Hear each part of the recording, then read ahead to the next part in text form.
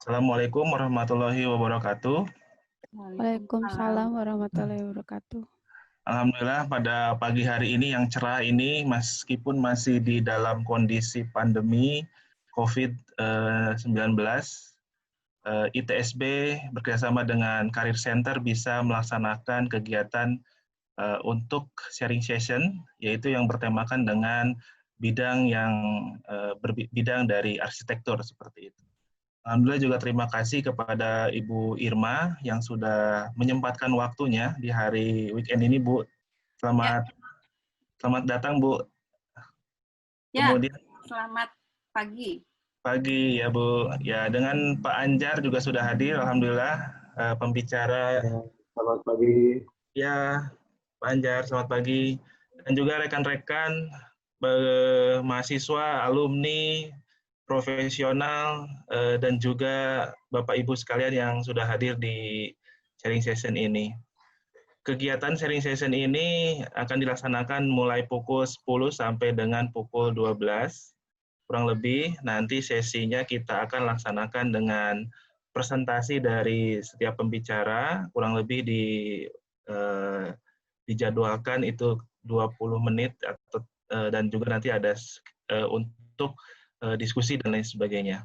Sini juga untuk pembicaranya sendiri di sini ada Ibu Irma, itu adalah salah satu founder sebagai founder PT Nata Ruang Karya Cipta Utama yang benar-benar berkarir ini untuk entrepreneur di bidang arsitektur seperti itu, dan juga untuk melihat riwayat pendidikannya, memang beliau ini asli Bandung ya, Bu ya. Iya, Pak. Dari Bandung, ya memang semua ini dari Bandung sebenarnya, Bu ya, entrepreneurship ini ya. Ya. Dan juga untuk riwayat pekerjaannya ini sudah sangat banyak sekali ya, bidang arsitekturnya sangat luas sekali, kita bisa menggali. Kemudian juga organisasi-organisasi arsitektur, ada juga HTII ya, Himpunan Teknik Iluminasi Indonesia, kemudian juga anggota HDII, Himpunan Desain Interior Indonesia, dan kita bisa gali lagi mengenai informasi dari beliau ini, dan juga nanti terkait dengan yang paling penting adalah PT Nata Ruang ini. Bagaimana beliau ini bisa membangun PT Nata Ruang ini, apa saja, dan kisi-kisinya seperti apa, mungkin kita bisa gali. Seperti itu. Kemudian juga yang kedua, tak kita lupa lagi, ini salah satu dosen ITSB kami, Pak Anjar Primasetra. Ini juga sangat luar biasa sekali, Pak Anjar ini. Pak Anjar dulu di Jogja, Ya. nah ini di Bandung ya, Pak ya, studinya lah ya. Ya. Kemudian aktivitas beliau ini sebagai dosen juga, dan juga aktif di berbagai partner arsitek, kemudian juga organisasi di bidang arsitek, pengalaman-pengalaman juga beliau ada di Arsitek Studio Akanoma, kemudian juga beliau juga menjadi partner Korsul Angkasa Pura Properti, dan juga terkait dengan rumah bambu cepat bangun. Beliau juga mempunyai workshop seperti itu ya, nanti kita coba lihat presentasi dari beliau, kita gali dari pembicara-pembicara ini untuk kurang lebih 2 jam ke depan seperti itu. Untuk mempersingkat waktu, marilah kita mulai dengan pembicara pertama ya, Ibu Irma ya, Ibu Irma dulu ya, nggak apa-apa ya? Oke, dengan Ibu Irma, saya persilakan waktu dan tempatnya. Ya. Baik, terima kasih Pak Asep Irwan selaku moderator kita pada hari Sabtu yang cerah ceria ini. Semoga Bapak Ibu dalam keadaan sehat. Amin. Saya sebelum memulai akan mengucapkan terima kasih kepada ITSB, khususnya Career Center, ada Ibu Ida, ada Pak Asep, tadi Ibu Rahma barangkali ya, telah mengundang saya pada hari Sabtu tanggal 25 Juli 2020 ini untuk berbagi sedikit pengalaman saya menggeluti dunia arsitektur. Tidak banyak mungkin ya kalau dibandingkan dengan yang lain, tapi mudah-mudahan apa yang saya sampaikan pada hari Sabtu ini bisa menjadi manfaat dan bisa sedikit menjadi inspirasi untuk yang lain. Baik, saya akan share screen dulu. Ini mungkin share screen-nya bisa di... Baik. Nah, ya.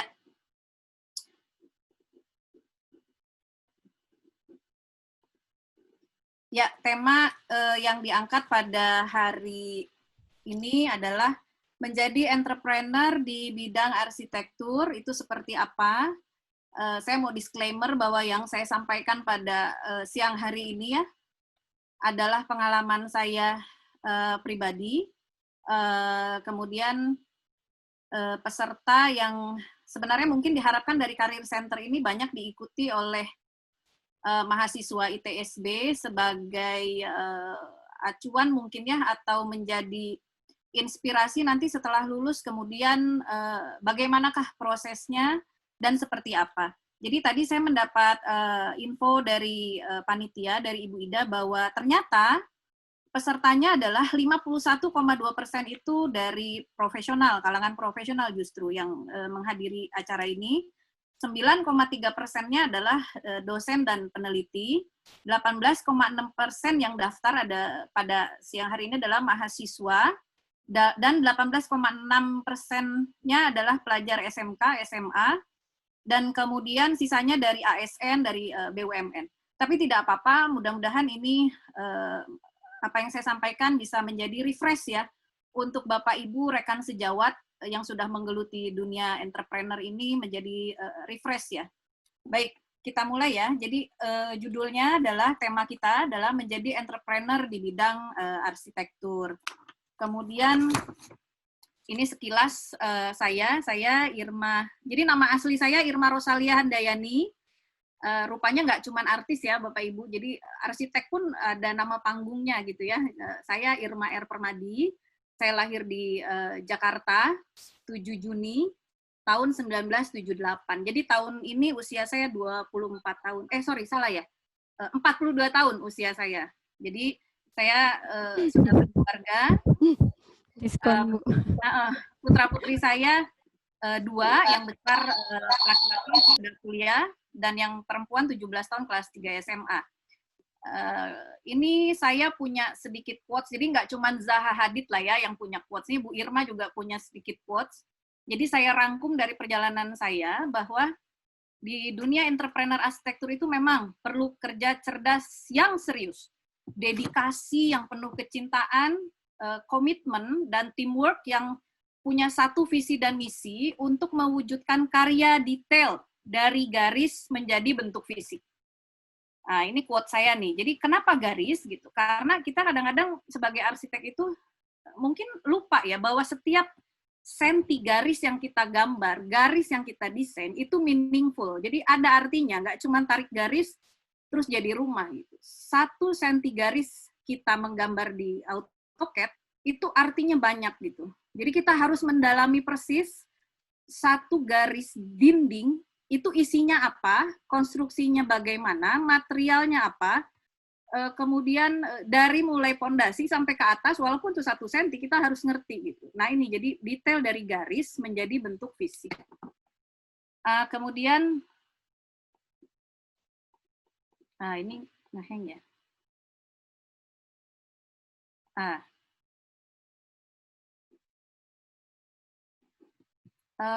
Maaf, mungkin panitia bisa di take out dulu ini portofolio saya dari share screen.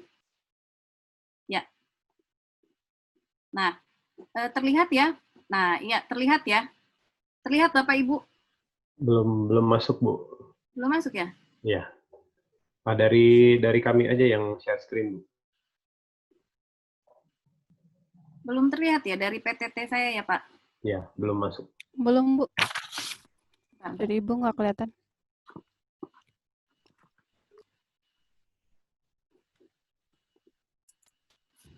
Saya coba share screen lagi.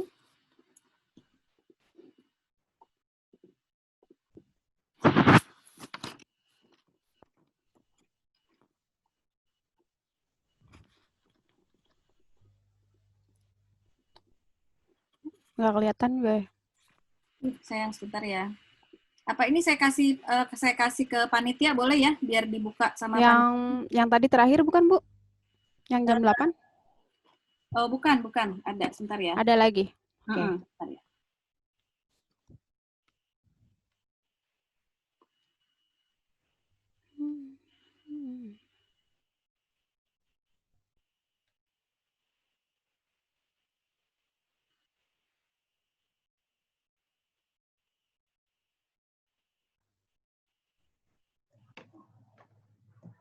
Di-share ke Bu Ida ya? Itunya ya? Iya, kayak Oke. belum masuk ke saya. Ke WA apa ke email nih, Bu? Aduh, ada problem Ke ya. WhatsApp aja. Oh, yang tadi yang terakhir itu masih belum ini ya? Itu ininya Pak, portofolio. Iya, oh iya. Bentar ya, Tapi Pak.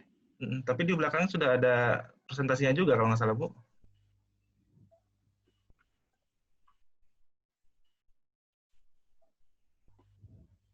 Jadi menunggu nih, sebentar.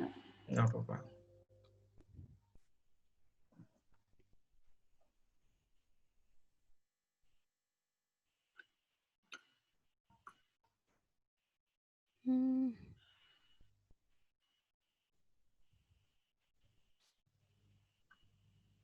Ya, saya share ke Ibu Ida ya.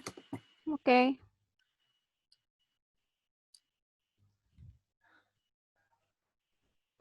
Mungkin sambil menunggu beberapa. Iya. Maka silakan dilanjut dulu.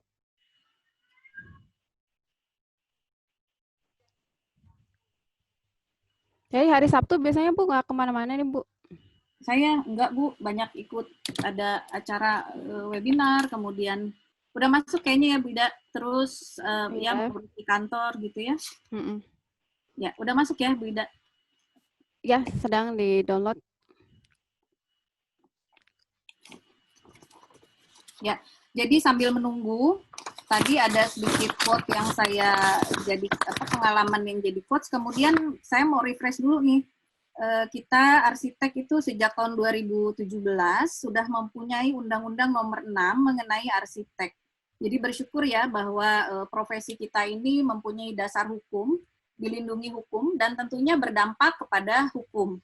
Jadi di pasal 1 angka 1 dijelaskan bahwa arsitektur adalah wujud hasil penerapan ilmu pengetahuan, teknologi, dan seni secara utuh dalam mengubah ruang dan lingkungan binaan sebagai bagian dari kebudayaan dan peradaban manusia yang memenuhi kaidah fungsi, kaidah konstruksi, dan kaidah estetika, serta mencakup faktor keselamatan, keamanan, kesehatan, kenyamanan, dan kemudahan. Nah, hal ini tuh ya baik sudah terlihat ya di layar. Jadi pasal 1 angka 1 dari Undang-Undang Arsitek ini kalau dihayati oleh kita para arsitek itu luar biasa, maknanya dalam banget gitu. Jadi ini dulu yang kita selami. Jadi konstruksi, kaidah estetika, fungsi, dan lain sebagainya. Kemudian pasal 1 angka 2, praktek arsitek adalah penyelenggaraan kegiatan untuk menghasilkan karya arsitektur yang meliputi perencanaan, perancangan, pengawasan, dan garing atau pengkajian untuk bangunan gedung dan lingkungannya, serta yang terkait dengan kawasan dan kota. Nah, ini saya hanya merefresh saja, barangkali karena pesertanya juga banyak dari profesional. Boleh, next, Bu Ida. Nah, jadi tujuan dari Career Center mengadakan webinar ini kan sebenarnya untuk para mahasiswa, tapi nggak apa-apa. Jadi saya coba membuat alurnya. Jadi ketika mahasiswa arsitektur kuliah, kurang lebih mungkin 4 atau 5 tahun yang lancar ya, ini lulus, ini kemudian belum menjadi arsitek sebenarnya, tapi menjadi sarjana arsitektur. Kalau di zaman saya dulu masih sarjana teknik arsitektur ST, tapi yang sekarang ini mungkin menjadi sarjana arsitektur dan title-nya menjadi SARS, sarjana arsitektur. Nah, berproses untuk menjadi arsitek yang berpraktek secara profesional ini diperlukan persyaratan tertentu, yaitu yang disyaratkan sekarang adalah sekolah profesi 1 tahun, dan ini tidak semua universitas menyelenggarakan ini kalau saya tidak salah informasi. Hanya ada beberapa universitas. Kemudian Setelah lulus itu magang profesi 2 tahun di biro konsultan dengan syarat ketentuan tertentu yang dipersyaratkan oleh IAI. Harus ada logbooknya juga ya, jadi tidak sembarangan nih begitu lulus menjadi sarjana arsitektur harus memenuhi syarat, ada 4 syarat ya. Kemudian mendaftar masuk menjadi anggota IAI, Ikatan Arsitek Indonesia, sebagai satunya organisasi profesi di bidang arsitektur yang diakui oleh pemerintah. Kemudian setelah itu berproses harus memiliki SKA. SKA itu surat keterangan ahli atau STRA ya, surat tanda registrasi ahli. Dan ini ada syarat dan ketentuan tertentu. Jadi prosesnya itu tidak serta-merta ya. Bahkan Pak Profesor Andri Payatmo itu bilang untuk menjadi ahli di bidang arsitek profesional itu setidaknya dibutuhkan waktu sampai 17 tahun sebenarnya. Itu dari riset ya. Jadi tapi di Indonesia ini kalau yang saya lihat itu banyak sekali, ini mungkin berkaitan dengan edukasi ya. Jadi sarjana arsitektur baru lulus, mohon maaf, mungkin karena dia merasa rendernya bagus atau mempunyai kemampuan desain, tiba-tiba posting di medsos, quote and quote gitu ya, menjual karya desainnya, tidak dilengkapi dengan persyaratan yang tadi disampaikan. Nah ini bagaimana implikasinya nanti kepada masyarakat yang menggunakan jasanya gitu ya. Nah di webinar ini nanti kan saya bahas. Setelah tadi syaratnya dipenuhi, baru dia bisa berpraktek secara profesional, menjadi seorang arsitek profesional. Tentunya semua ini berproses, jadi portofolio mungkin yang tadinya 1-2 proyek, bisa menambah menjadi 3, dan memang profesi itu sangat berkaitan paralel dengan karya yang dihasilkan. Oke, lanjut Bu Ida. Next.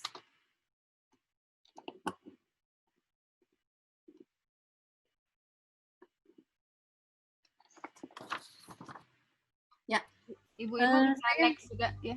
Ya, next. Jadi mahasiswa, kalau saya perhatikan karena memang mahasiswa ini sekolah membayar uang kuliah, jadi ada beberapa kalau yang saya riset sendiri gitu ya, saya pelajari, nanti ini kaitannya dengan kebiasaan mereka di dunia kerja itu karena membayar kuliah, jadi ketika berkuliah itu sangat tergantung kepada pribadi si mahasiswanya sendiri.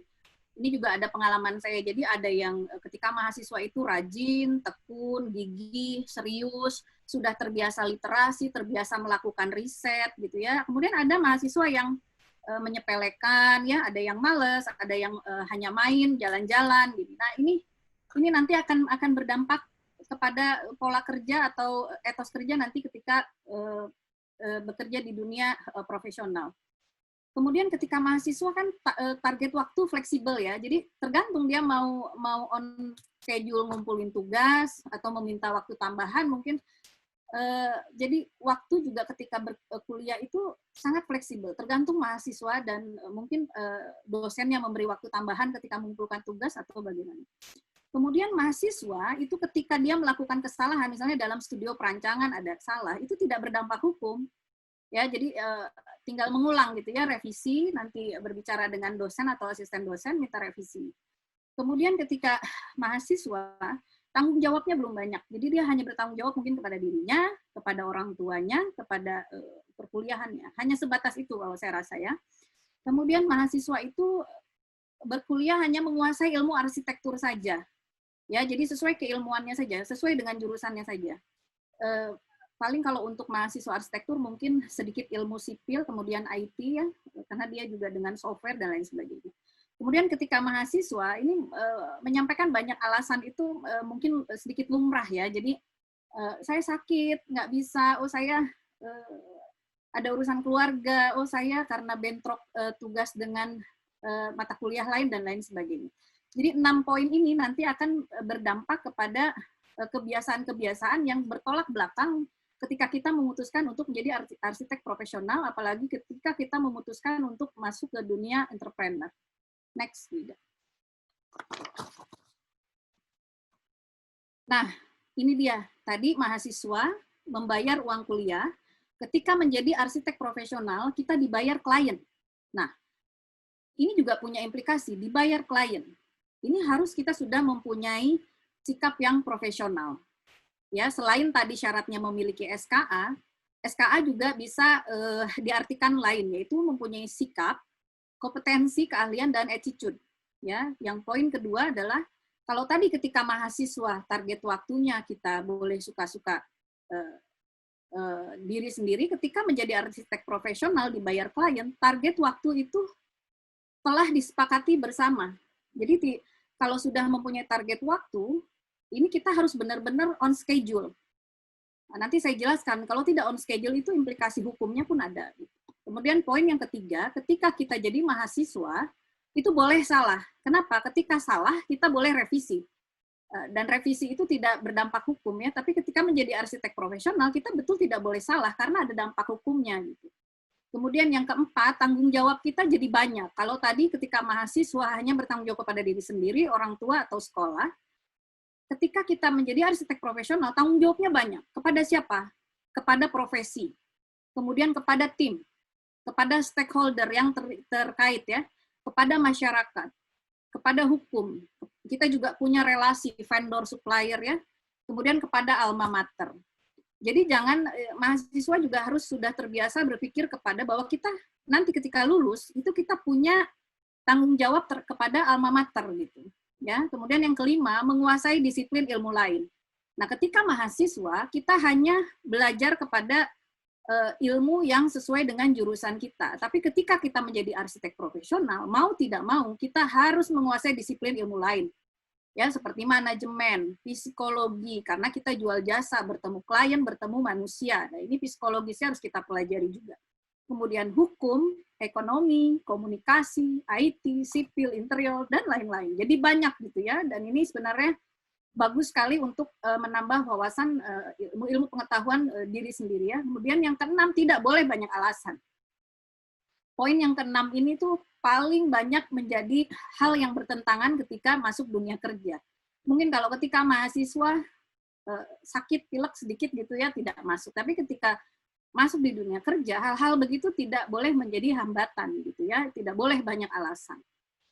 Arsitek profesional ini mempunyai 6 ya, kemampuan graphic and visual skill.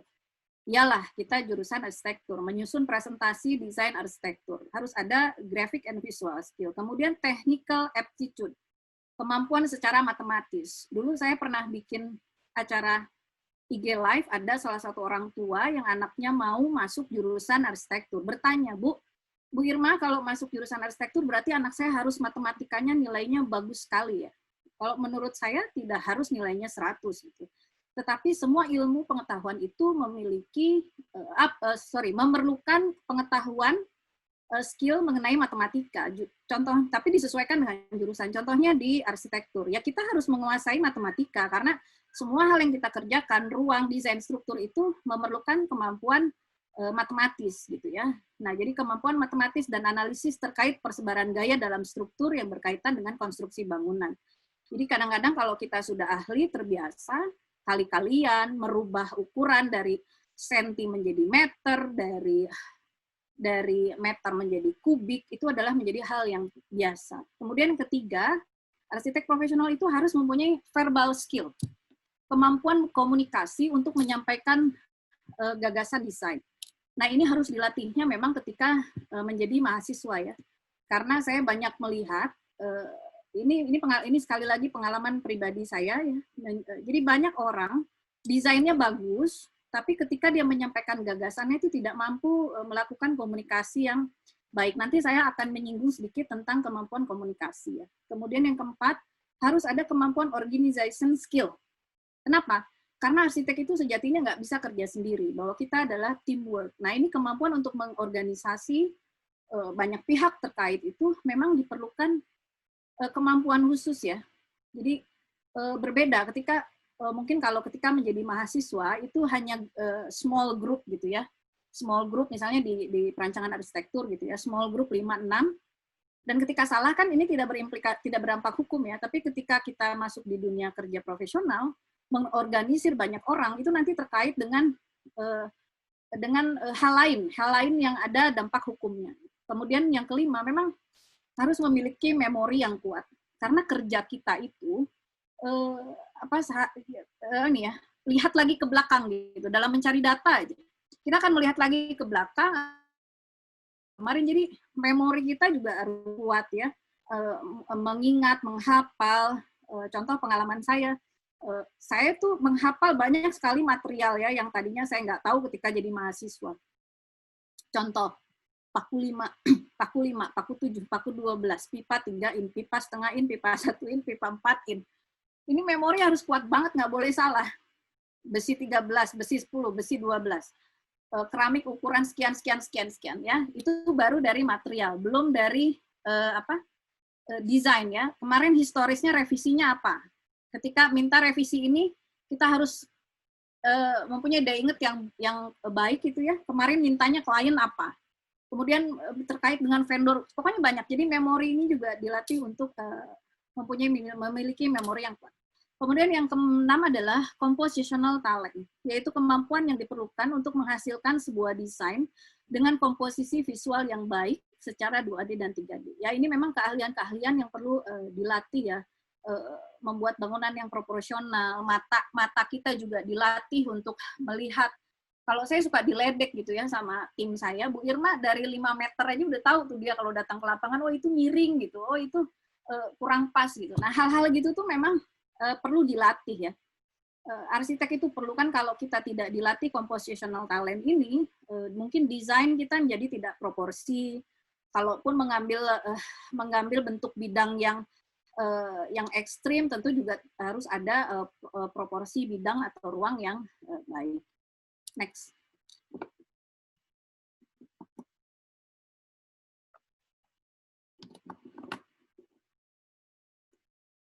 Nah, sarjana arsitektur ini kalau saya amati tidak semuanya menjadi arsitek profesional. Jadi ada beberapa rekan di lingkungan saya itu nanti ada kalau menurut pengalaman saya nanti dibagi jadi 3.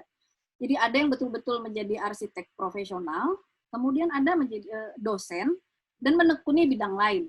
Jadi ketika memutuskan untuk jadi arsitek profesional pun nanti bidang kerjanya ada lagi dibagi lagi. Yang menekuni bisnisnya pun bisa berbentuk konsultan ataupun kontraktor. Dan ketika menekuni bisnis ini juga nanti ada pilihan-pilihan lain. Ada yang hanya mau mengambil proyek private, swasta, ada yang memang khusus untuk proyek pemerintahan, dan ada yang keduanya, jadi mengambil proyek pemerintahan ataupun proyek swasta. Kemudian arsitek profesional pun ada yang bekerja sebagai pegawai, sebagai staf ahli, biasanya bekerja misalnya di kantor kontraktor besar, misalnya maaf saya sebut seperti di Waskita Karya, PP. Nah ini ada juga arsitek profesional yang bekerja di institusi besar seperti itu. Kemudian teman-teman yang memilih untuk menjadi dosen gitu ya, dia akan menjadi pengajar atau peneliti. Tentunya hasil dari mengajar dan penelitian ini akan kembali untuk kemajuan dunia arsitektur. Kemudian menekuni bidang lain. Banyak teman-teman arsitek, teman-teman saya di perkuliahan itu ada yang ketika lulus dia menekuni bidang fotografi. Fotografinya pun jadi macam-macam, khusus bidang arsitektur, interior, fotografi wedding, bangunan, dan lain sebagainya. Kemudian ada yang menekuni bidang MICE, Meeting, Incentive, Convention, and Exhibition. MICE ini, FYI, itu sudah ada jurusannya ya. Jurusan perkuliahan, jurusan MICE. Jadi MICE ini yang bahasa sederhananya itu menekuni bidang IO, Event Organizer. Di MICE ini, dia banyak melingkupi catering, percetakan, IO, kemudian entertainment, penyewaan gedung. Jadi luas juga MICE, sampai dibikin jurusan untuk kuliahnya. Karena diminati ya, dengan banyaknya pameran di Indonesia gitu ya. Jadi memang harus diorganisir dengan baik, dengan keilmuan yang mendukung. Kemudian ada arsitek beberapa yang menjadi penulis. Ya, kalau yang kita kenal mungkin salah satunya adalah Imelda Akmal dari Arkinesia. Beliau background-nya arsitek, kemudian menjadi penulis buku arsitektur. Tapi banyak juga yang menulis mungkin buku novel gitu ya. Kemudian arsitek juga ada yang menjadi artis. Jadi luas sekali ya. Ini tergantung pilihan dan tergantung minat kita nantinya. Lanjut, Bu Ida.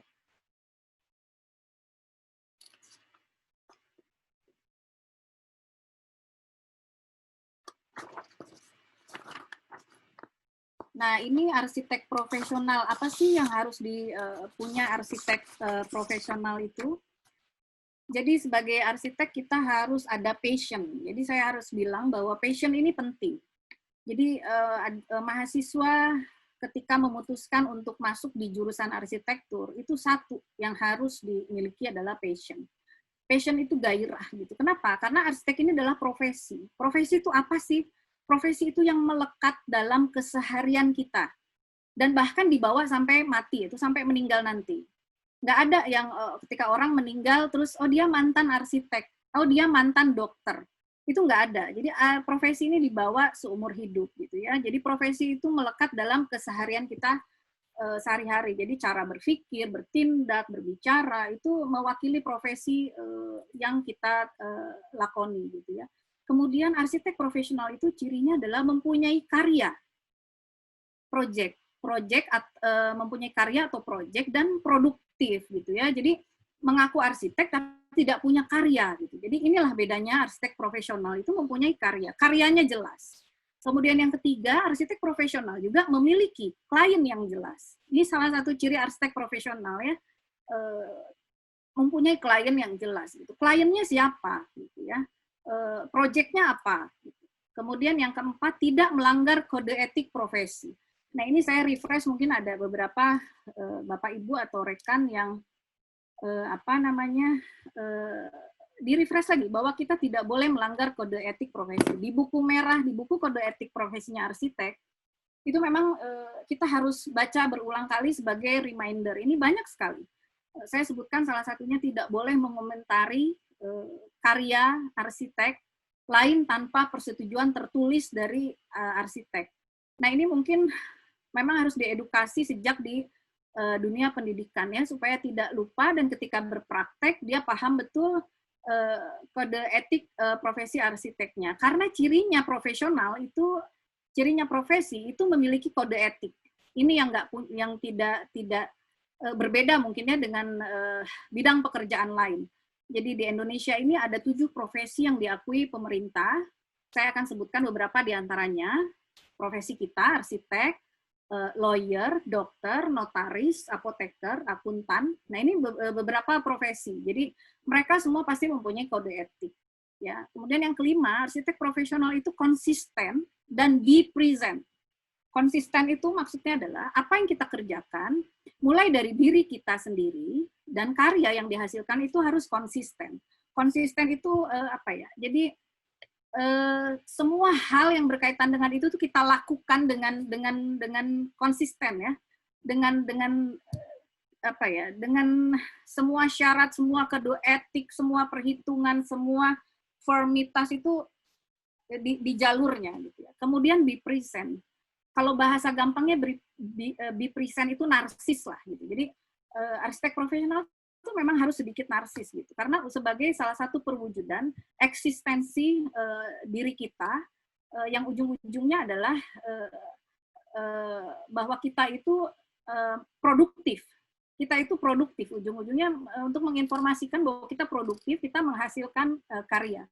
Tentunya present atau di present atau narsis ini masih di jalur-jalur yang wajar gitu ya. Kemudian yang keenam, visi misinya jelas. Jadi sikap, kelebihan, kekurangan, perbedaan dengan pilihan lainnya itu memang kita agak berbeda ya. Oh ini satu lagi ini agak kurang nih. Saya akan tambahkan 7. Poin ke-7, arsitek profesional itu harus mempunyai kemampuan adaptif. Terutama contohnya seperti di zaman pandemi wabah yang kita nggak duga-duga ini berkaitan dengan entrepreneur ya, project yang jadi tidak jelas, pembayaran yang jadi delaynya pun tidak seminggu 2 minggu ya, jadi bisa berbulan-bulan nih. Nah ini kita harus kemudian yang biasanya kita meeting ke lapangan, bertemu klien, melakukan kesibukan yang hektik dan luar biasa tiba-tiba terhenti. Nah ini arsitek profesional harus memiliki kemampuan coping. Coping itu apa sih? Coping adalah kemampuan untuk beradaptasi, kemampuan diri kita untuk menyesuaikan terhadap perubahan yang sifatnya mengancam. Gitu ya, seperti di zaman pandemik ini kalau kita tidak mempunyai daya tahan yang baik, itu tentu akan menimbulkan sakit, stres, pusing sendiri, marah-marah, dan lain sebagainya. Jadi arsitek profesional harus mempunyai kemampuan adaptif ya. Adaptif juga tidak hanya untuk wabah ya. Jadi di zaman ini, zaman milenial, di era milenial ini, kita harus bisa juga adaptif terhadap generasi berikutnya, generasi Z. Generasi Z ini adalah yang sekarang nih adik-adik mahasiswa usia yang lahir di era 2000-an ini adalah kaum milenial. Dan di riset bahwa mereka ini memiliki karakteristik yang unik, yang berbeda dengan baby boomer, Gen X ya. Jadi kita harus mempunyai kemampuan adaptif karena kita mau tidak mau akan bekerja sama dengan mereka. Nah, itu kemudian dari sisi teknologi, dari sisi revolusi industri 4.0 yang akan segera beralih kepada 5.0. Nah, kita harus mampu beradaptasi. Contoh yang paling nyata yang sering sekarang dibicarakan adalah sekarang semua orang harus memakai BIM. Ya, mungkin ini sudah tahu semua ya. Yang tadinya biasa menggunakan AutoCAD, yang tadinya biasa bekerja dengan drafter yang pakai AutoCAD, sekarang dengan adanya BIM, kita rasanya sudah mulai tidak perlu. Kenapa? Karena dengan menggunakan BIM ini, udah otomatis mechanical electrical, kemudian gambar kerja, itu sudah satu software itu nanti bisa menghasilkan itu semua gitu. Nah ini kalau nggak bisa beradaptasi dengan hal yang seperti ini, kita bingung sendiri. Jujur saya mengalami gitu ya, yang tadinya pakai AutoCAD tiba-tiba harus jadi BIM, belajar lagi, mengerti lagi dari awal sampai akhir. Kemudian kalau entrepreneur juga karena ini software tidak murah, bagaimana dengan fee design kita, ada pengaruhnya atau tidak? Kemudian untuk karyawan, apakah perlu dikursusin khusus atau tidak? Karena ini semua adalah biaya, gitu ya. Oke, lanjut, Bida. Waktunya dipercepat ya, Bu. Baik. Nah, ini entrepreneur atau wirausaha itu ada beberapa poin dari saya. Ada self-branding, brand image, kemudian ada modal, capital, kemudian ada marketing, kemudian ada manajemen, ada portofolio, inovatif atau visioner, kreatif dan critical thinking, kolaborasi, ini eranya kolaborasi, dan ada kemampuan coping tadi. Jadi ini sebenarnya kalau dijabarkan ini banyak lagi, self-branding, brand image, kalau kita jadi entrepreneur, tentu kita harus bisa ini mau kemana nih brand image kita nih, perusahaan kita ini mau dibawa kemana gitu ya. Modal, capital.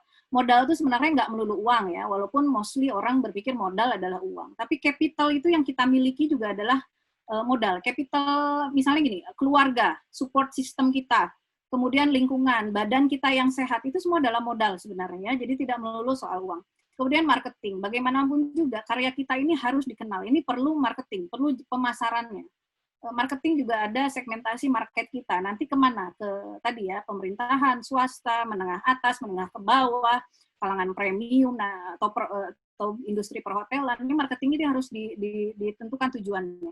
Manajemen, tentu arsitek itu karena kita adalah suatu teamwork, ini harus di-manage dengan baik. Manajemen kantor kita harus seperti apa? Mau manajemen teamwork kita harus seperti apa?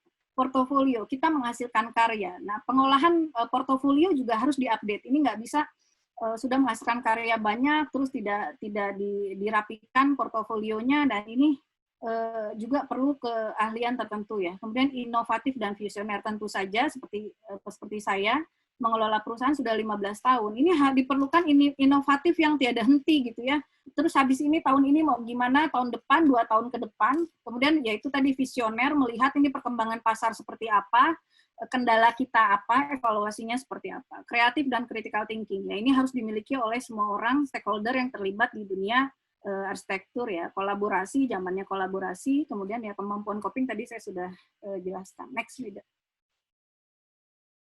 Nah, jadi, ini untuk mahasiswa, nanti saya lulus, sudah melakukan syarat yang tadi, sekolah 1 tahun, magang profesi 2 tahun, dan sebagainya, terus ingin menjadi entrepreneur, punya biro konsultan atau kontraktor sendiri. Caranya gimana? Jangan lupa ya, ini satu, kita harus berbadan hukum.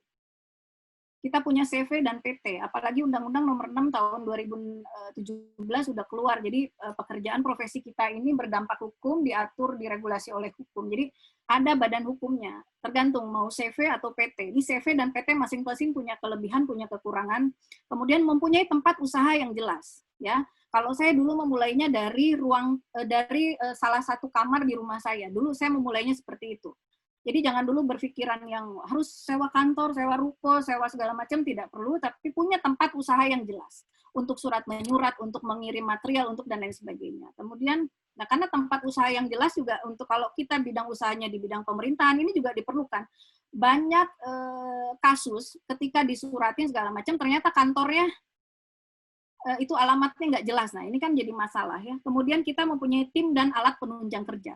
Yalah kita nggak bisa kerja sendiri. Jadi saya dulu ketika memulai baru sanggup menyewa satu orang lulusan SMK untuk ngangkat terima telepon. Ya itu lakukan lah gitu ya. Jadi tim dan alat penunjang kerja ya, telepon, mungkin kalau zaman dulu saya ada fax, komputer, printer ya. Kemudian modal operasional. Ya ini modal mau nggak mau juga penting ya. Modal operasional itu ya karena kita kan mobile, membayar listrik, telepon dan lain sebagainya. Kemudian target market, ini juga harus ditentukan ketika kita start, kita mulai, target market kita mau siapa. Ya, tentu disesuaikan dengan kemampuan kita masing-masing. Kemudian jangan lupa kelengkapan administrasi khusus. Ya minimum SKA, IPTB, SIUJK yang berkaitan dengan bidang usaha yang kita lakukan. Next. Nah, ini entrepreneur wirausaha, itu adalah bisnis. Nah, ketika bisnis ini kita, sorry Bu, balik lagi. Back Bu, ya. Ini bisnis. Ini penting nih. Ini intisari dari menekuni entrepreneur. Bisnis. Ketika bisnis di bidang arsitektur, kita memutuskan menjadi entrepreneur, membuka lapangan pekerjaan, berhubungan dengan masyarakat, mempunyai nilai bisnis di situ, kita harus siap 3 hal. Ini banyak yang mungkin nggak sadar ya. Untung, impas, dan rugi. Ketika untung, ketika impas, dan ketika rugi. Dan percayalah, ya, dalam 15 tahun saya mengelola perusahaan ini semua sudah saya alami. Ya, ketika untung, impas, dan rugi. Dan ini harus betul-betul belajar manajemen ya. Manajemen diri itu yang paling penting.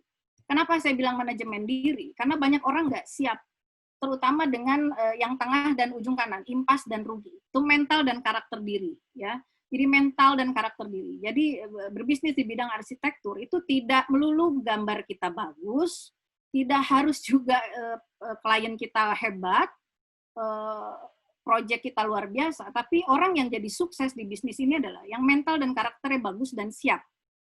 Ya, jadi ketika rugi, ketika bisnis di entrepreneur arsitektur ini 2 kata kuncinya. Lakukan dengan sabar, dan 1 tambahan dari saya, tabah. Kalau sabar itu maksudnya menerima kondisi, dan ketika tabah, misalnya gini, menerima kondisi dalam keadaan rugi, jatuh, bangkrut. Sabar, terima dulu. Dan tabah. Tabah itu apa? Ketika kita jatuh, ketika kita rugi, kita harus bangkit lagi. Tadi sabarnya sudah, tapi untuk bangkit lagi, ini diperlukan tabah. Ya, jadi perlu sekali memanage good stress. Stres, jadi stres juga anugerah. Stres itu tidak melulu jadi sesuatu hal yang negatif, bisa menjadi hal yang positif. Jadi good stress kita manage menjadi good resilience, menjadi membuat daya tahan kita menjadi semakin tangguh. Nah, ini biasanya good stress, good resilience itu menjadikan good performance. Saya berharap di zaman COVID ini teman-teman arsitek, rekan-rekan atau mahasiswa atau siapapun itu malah menjadi good performance, lebih kreatif dan lebih produktif. Ya, kemudian mental karakter itu tetap ya. Kita entrepreneur itu ada prinsip 3P leadership. Pengetahuan, pengalaman, dan pergaulan. Karena arsitek adalah sejatinya network builder, pembangun jaringan. Jaringan dengan teman-teman di industri, jaringan dengan teman-teman sejawat, dengan teman-teman dari MICE tadi. Jadi pergaulan, harus aktif membangun jaringan, yang nanti tujuannya adalah untuk kepentingan bisnis atau entrepreneur kita. Jadi mental karakter yang baik itu nanti akan membuat diri kita sukses. Ya, sukses itu apa? Prosesnya tadi.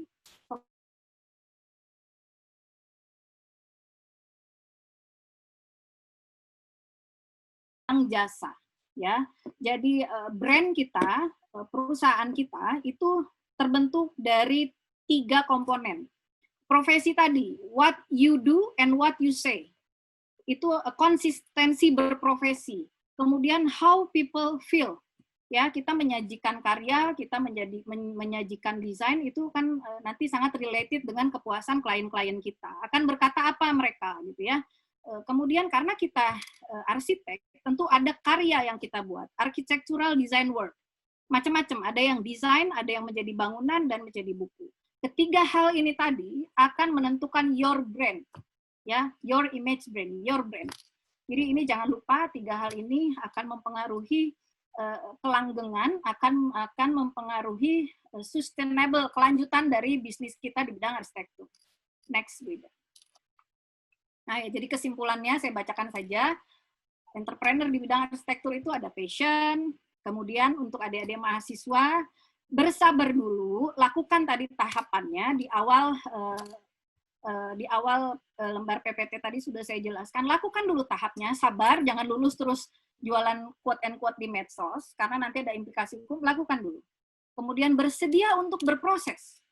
Ya, karena banyak juga yang nggak maunya instan, tapi kita harus bersedia dulu untuk berproses dan nikmati setiap prosesnya. Kemudian yang keempat adalah siap dan bersedia menempatkan kepentingan umum di atas kepentingan pribadi. Ini poin penting untuk menjadi seorang pengusaha entrepreneur. Ya, kemudian yang kelima, mental dan karakter yang baik adalah modal utama meraih kesuksesan. Kemudian semangat terus untuk belajar dan berusaha, karena ternyata menjadi entrepreneur itu nggak melulu belajar bidang arsitektur, tapi disiplin ilmu lain. Kemudian fokus dan yang terakhir adalah bersyukur, karena jika kita bersyukur ditambah nikmat oleh Tuhan. Ya, lanjut tidak.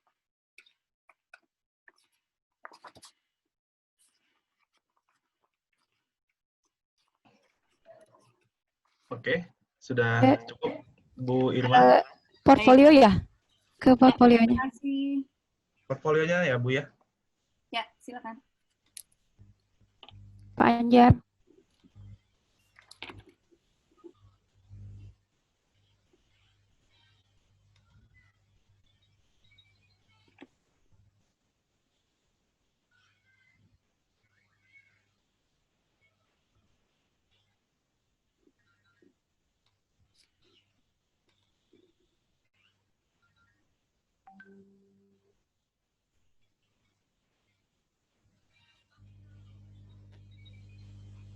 Bu Irma, materinya boleh di-share nggak? Katanya ada yang bertanya. Jadi maaf, ini materi itu karena tadi ada trouble di awal, ini sebenarnya yang belum sempurna. Jadi ada, kalau saya cek ini ada 4 lembar yang tertinggal. Mungkin nanti saya lengkapi terlebih dahulu ya. Oh, kalau sudah dilengkapi, boleh ya? Nanti mungkin akan di-email ke peserta mungkin ya? Ya. Jika menginginkan. Terima kasih. Ya. Pak Anjar udah bisa, Pak? Di slideshow. Nah. Oh, ini giliran saya? Bukan sekarang, ininya apa? atau masih Bu Irma? Mungkin ya. dari sini hasil apa portfolio Ibu sejak mulai di akhir tahun 2005. Ya, waktu itu saya sudah punya anak, saya bekerja dulu. Jadi saya lulus tahun 99 dari ITENAS Bandung, saya bekerja dulu di tempat orang, kemudian sempat terhenti kurang lebih 4 tahun karena mengikuti tugas suami saya keluar daerah. Ketika saya kembali lagi ke Jakarta tahun 2003, kemudian saya bekerja lagi dan saya mulai merintis Nata Ruang itu di 2005 akhir. Sampai dengan alhamdulillah ini atas izin dari Allah, bukan karena saya atau tim saya yang hebat, tapi betul-betul izin dari Allah. Sampai di pandemi COVID ini alhamdulillah kita masih running, masih membuka kantor, bekerja seperti biasa. Jadi Nata Ruang sendiri tadinya itu belum berbadan hukum, kemudian saya sadar bahwa ini profesi yang pasti ada implikasi hukumnya 4, Perdata, Pidana, ITE, dan Yayasan Lembaga Konsumen Indonesia. Nanti karena saya sudah mengalami hal ini semua, jadi saya bisa sampaikan, bisa sharing. Kemudian tadinya hanya CV Nata Ruang by Irma R. Permadi, itu khusus untuk desain. Kemudian saya ada Nata Ruang Logistik karena saya sekarang juga menjadi kontraktor itu untuk membidangi bagian logistik material, dan Nata Ruang Jaya Konstruksi di bidang kontraktornya. induknya adalah PT Nata Ruang Karsa Cipta Utama NRQ.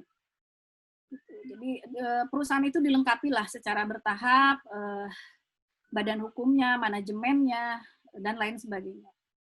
Ini hanya, jadi kurang lebih sampai hari ini kalau saya hitung kurang lebih 600 karya desain, arsitektur, dan interior. Memang saya tidak bikin resort, saya tidak bikin high-rise building. Luar biasa ya. Inilah karya yang saya lakukan, tapi saya mengajari tim saya, membina dan mendidik tim saya untuk mengerti detail.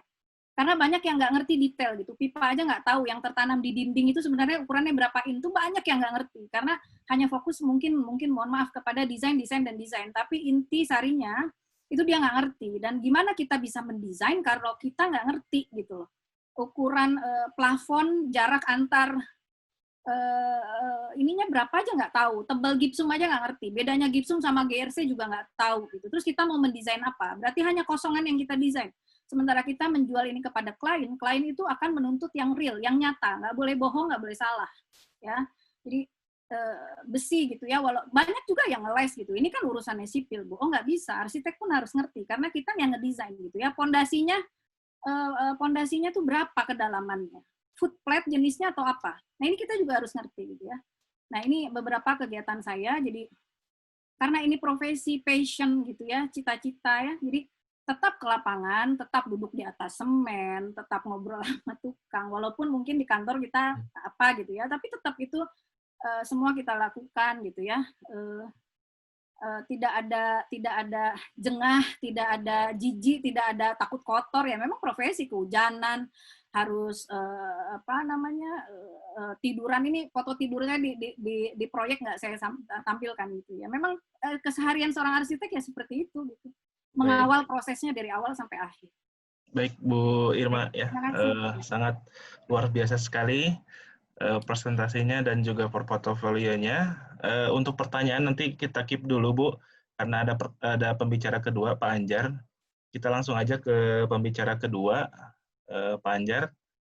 Bisa langsung aja Pak, Bu. Ya. Iya. Bentar ya.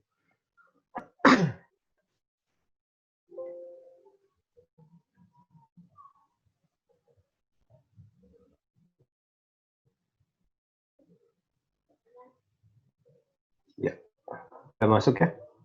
Sudah masuk ya, Pak? Sudah Pak. Oke, sudah. Oke. Silakan Pak. Iya. Sebentar. Ya. Oke. Terima kasih atas kesempatannya dari Karir Center untuk mempersilahkan saya sebagai pembicara pada hari ini, pembicara kedua. Saya kali ini mau mungkin lebih ke sharing aja ya, lebih ke cerita apa yang sudah pernah saya lakukan sebelumnya terkait desain rumah. Nah, jadi mungkin cerita yang sekarang ini tentang desain rumah pasangan muda ya. Jadi bagaimana interpretasi saya tentang desain rumah era milenial sekarang ya. Ya, sedikit tadi mungkin Pak Asep sebagai moderator sudah menyinggung sedikit tentang saya. Jadi saya di sini juga sebagai dosen arsitektur ITSB, gitu. Selain sebagai dosen, saya juga berpraktek profesi sebagai arsitek. Saya punya studio saya sendiri, namanya PSD, ya. Bisa dicek di Instagram juga ada. Lalu saya juga menjadi partner arsitek untuk satu developer di Bandung, namanya Bumi Mulia Property. Nah, untuk pengalaman praktek, sebelumnya saya lulus kuliah dari S1 di UGM gitu ya.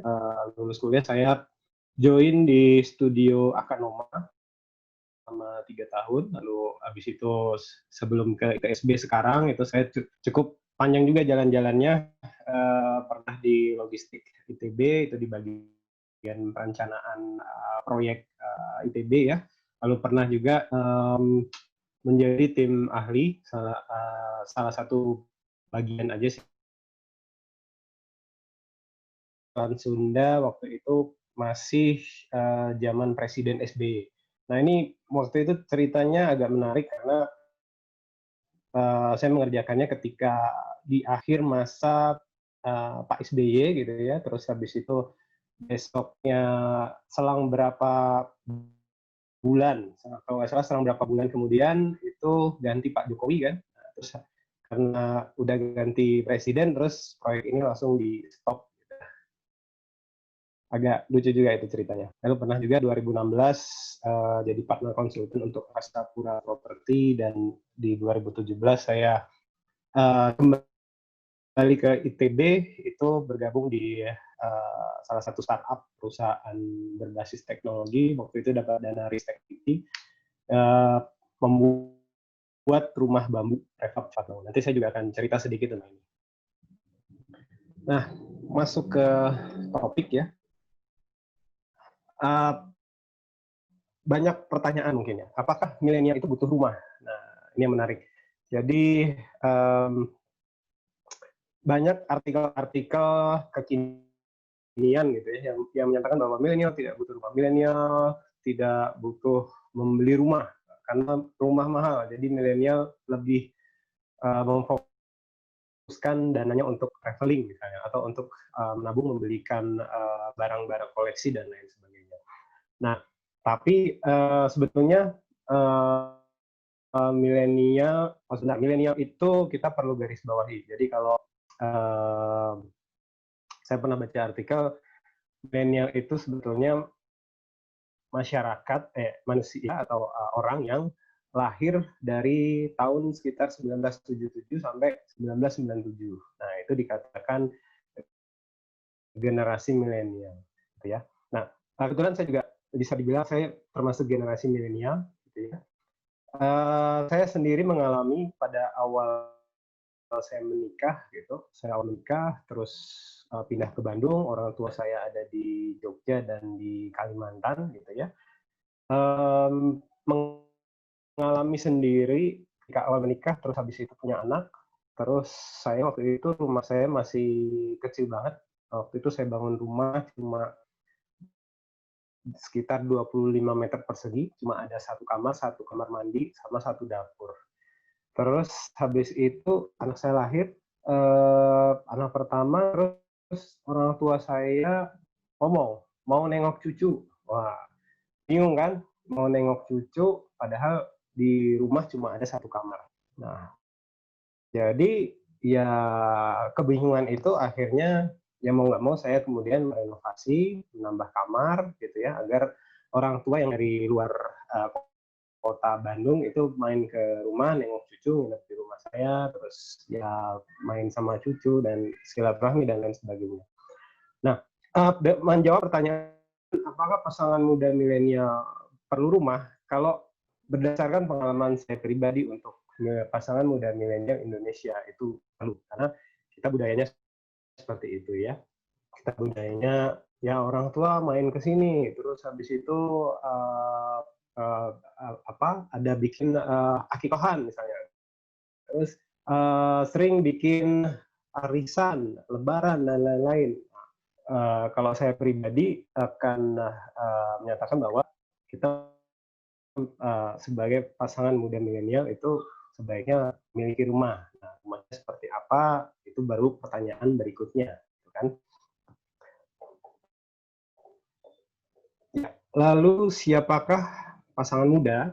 Nah, di sini saya membatasi. Jadi sebetulnya ini juga suatu saya sekedar cerita pengalaman beberapa rumah tinggal yang sudah pernah saya kerjakan. Itu kebanyakan yang datang ke saya memang adalah pasangan muda. Kebanyakan memang rata-rata teman sih ya.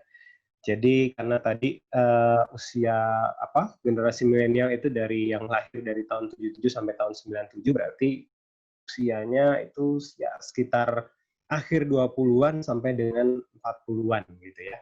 Nah, kebetulan klien yang datang itu untuk membuat rumah pasangan muda ini ya, itu adalah kebanyakan teman saya gitu.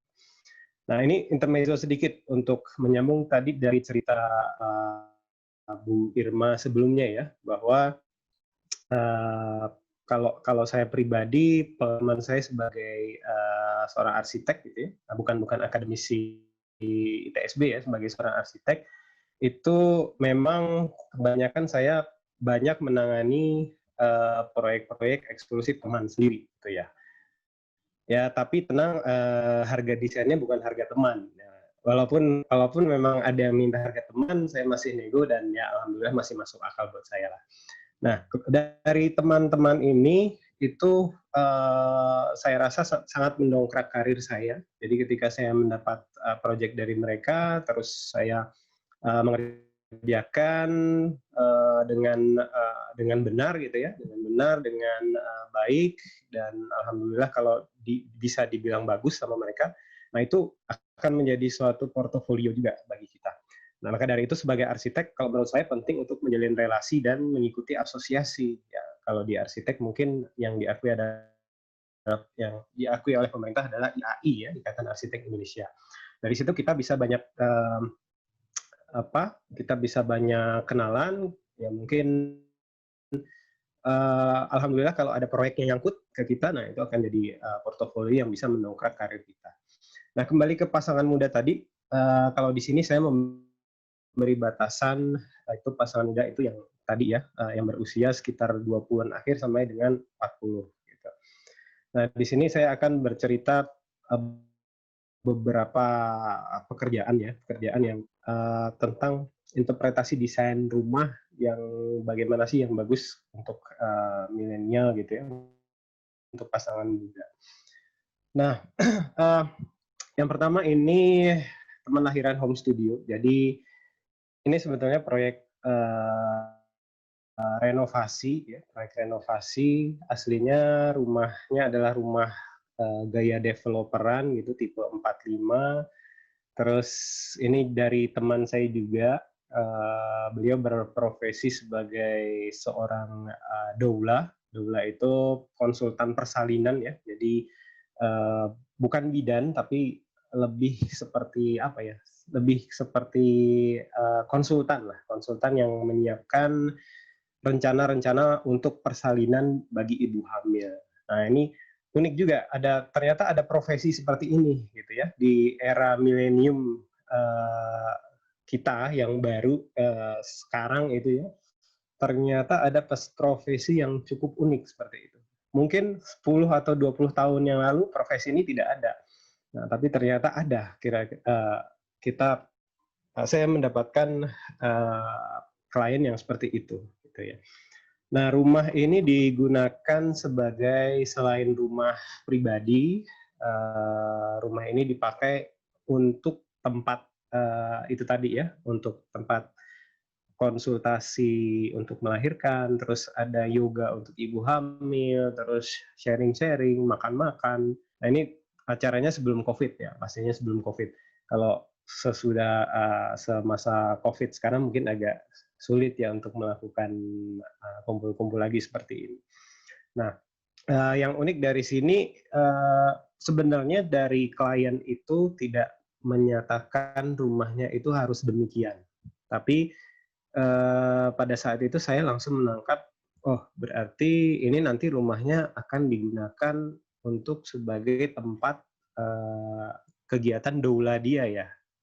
Nah, kira-kira begitu. Jadi langsung saya berpikir bahwa rumah ini harus lantai satunya open plan, terus ini di ruangan ini adalah tempat dia melakukan konsultasi ya. Dia juga melakukan yoga di sini, terus sekarang dia sering mengadakan seperti webinar, IG Live, dan lain-lain itu menggunakan setting ini. Dan waktu itu akhirnya dia juga ya mengapresiasi apa yang sudah saya lakukan. Oh, ternyata rumah yang direnovasi itu sangat membantu kegiatannya untuk menjadi doula. Jadi saya juga berpikiran bahwa rumahnya memang harus dalam tanda kutip sekarang bahasa anak sekarang itu Instagramable gitu ya, karena ya rumahnya adalah brandingnya. Lalu yang kedua ini rumah batik ya, namanya rumah batik Harmoko. Jadi yang punya adalah teman saya lagi itu masih seumuran saya, sekitar 30-an awal lah ya. 30-an awal, ini di lokasinya di Jogja. Ini adalah rumah tinggal sekaligus tempat untuk tempat untuk workshop batik. Nah, dia program ruang yang disampaikan ke saya adalah pada saat itu ya, rumah tinggal sekaligus workshop batik. Tapi bukan ruko ya, bukan rumah toko, tapi rumah plus workshop plus galeri. Nah, kira-kira seperti itu. Jadi yang kedua adalah selain itu rumah ini ingin dibangun secara bertahap ya, karena sesuai dengan dengan dana yang dia punya, dengan bisnis yang mungkin baru dia startup, jadi kalau bisa dibangun bertahap. Nah, akhirnya saya membuat rumahnya dalam bentuknya beberapa masa bangunan. Terus di depan harus ada pendoponya karena lokasinya di Jogja, dia menerima tamu, menerima kliennya itu dia bisa tempatkan di area pendopo ini. Nah, jadi yang lantai bawah itu adalah publik ya, kebanyakan publik. Terus lantai atas itu ada galeri dan area private-nya. Sorry. Nah, ini desain interior dari galerinya kira-kira seperti ini. Jadi nuansa Jawa dan klasik tradisionalnya itu lebih diutamakan gitu ya. Nah, yang menarik dari sini pada saat itu dia minta didesainkan ruang makan dan dapur untuk pegawai. Jadi semua stafnya dia yang ada di workshop batik tersebut itu bisa menggunakan dapur tersebut secara bebas ya, dan suasananya kalau bisa yang suasana santai gitu ya. Jadi mereka bisa ya makan, bisa diskusi, bisa ngobrol macam-macam di situ ya. Nah, ini salah satu keunikan lagi dari rumah milenial itu tadi. Rumah generasi milenial menurut saya mereka berpikirnya rumah tidak hanya sebagai rumah, tapi bagaimana kemudian bisa menjadi suatu brand, bagaimana menjadi rumah itu menjadi tempat usaha juga, tapi dapat merangkul orang-orang terdekat misalnya, atau dapat merangkul masyarakat agar rumah ini menjadi lebih bermanfaat bagi sekitar. Nah, ini yang ketiga. Jadi kalau ini konsepnya sebenarnya rumah tumbuh. Nah, ini rumah teman saya lagi ya.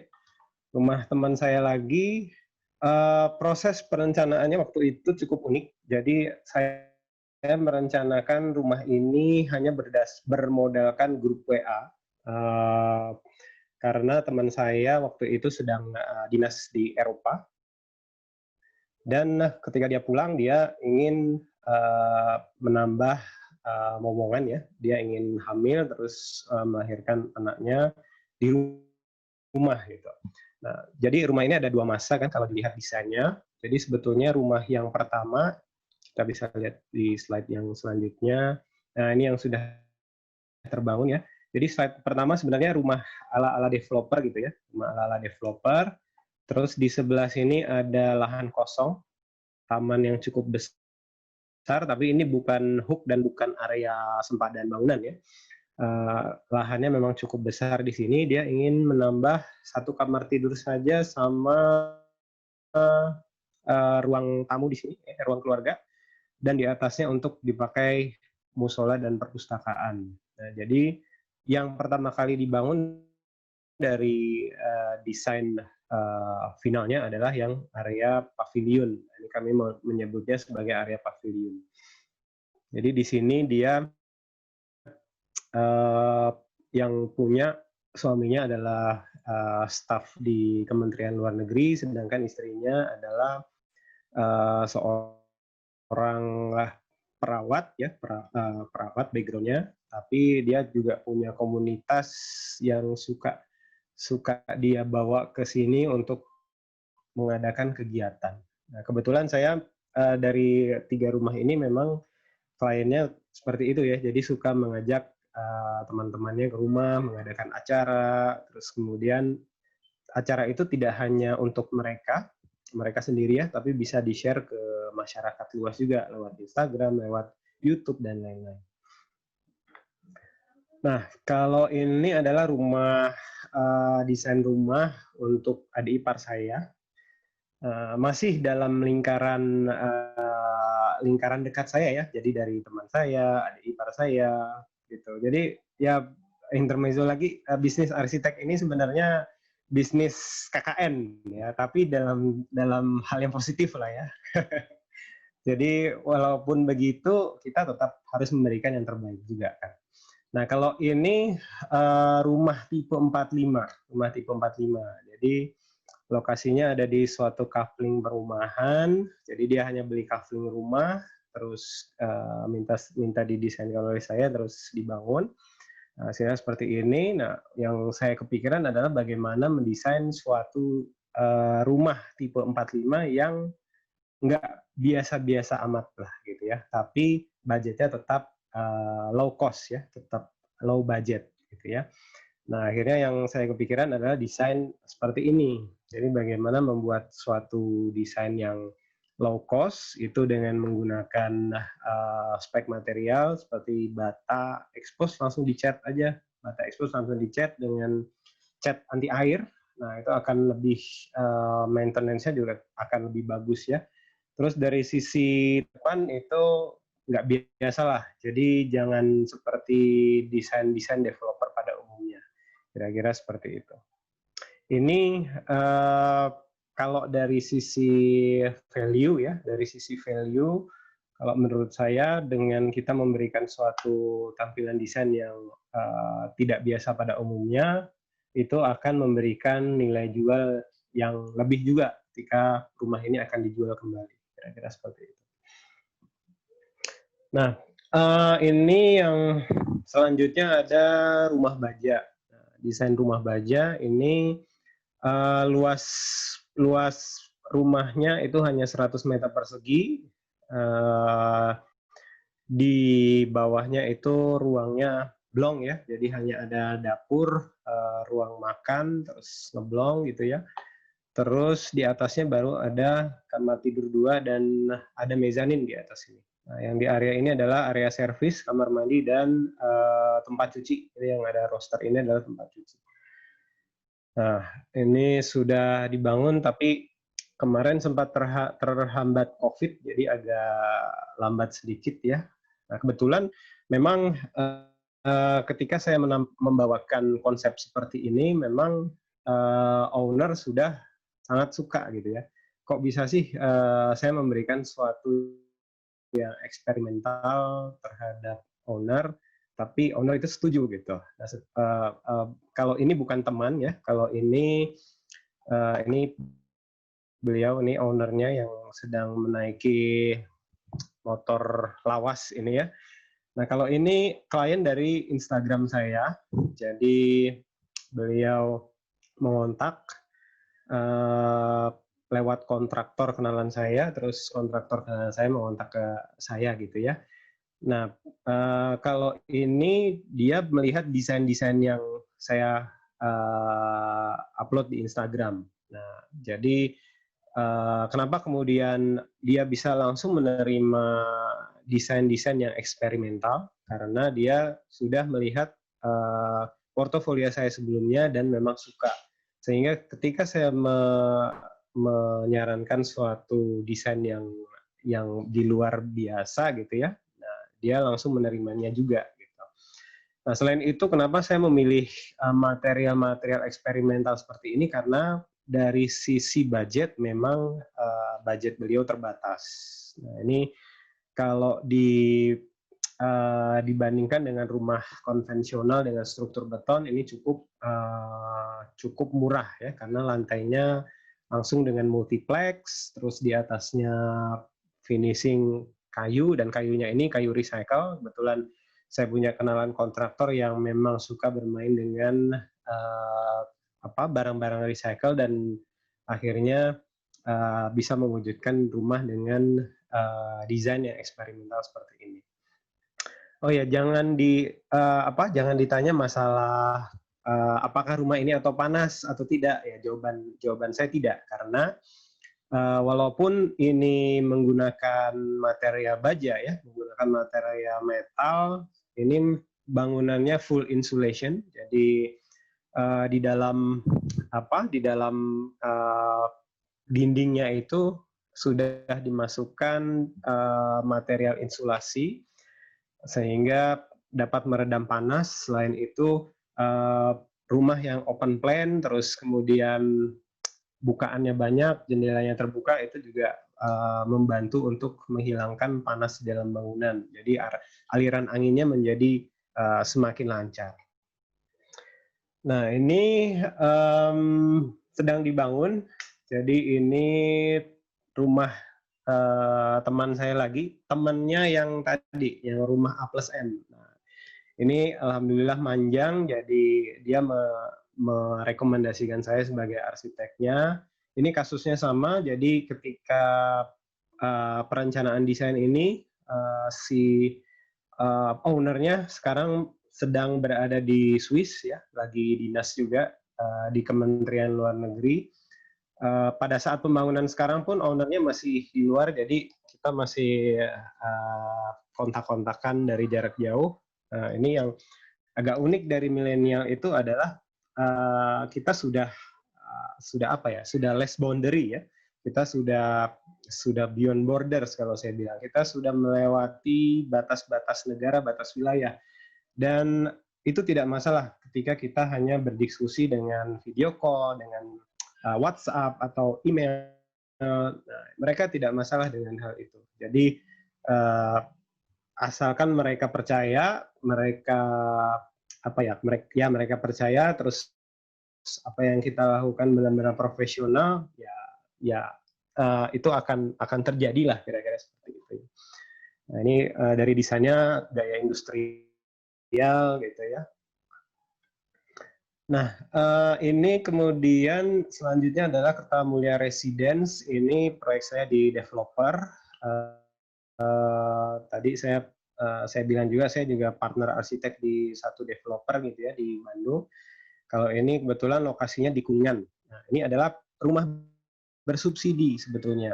Jadi rumah dengan no budget dan ditujukan untuk katakanlah masyarakat berpenghasilan rendah. Tapi tidak menutup kemungkinan katakanlah misalnya masyarakat punya budget lebih untuk berinvestasi, itu untuk membeli rumah ini tidak apa-apa.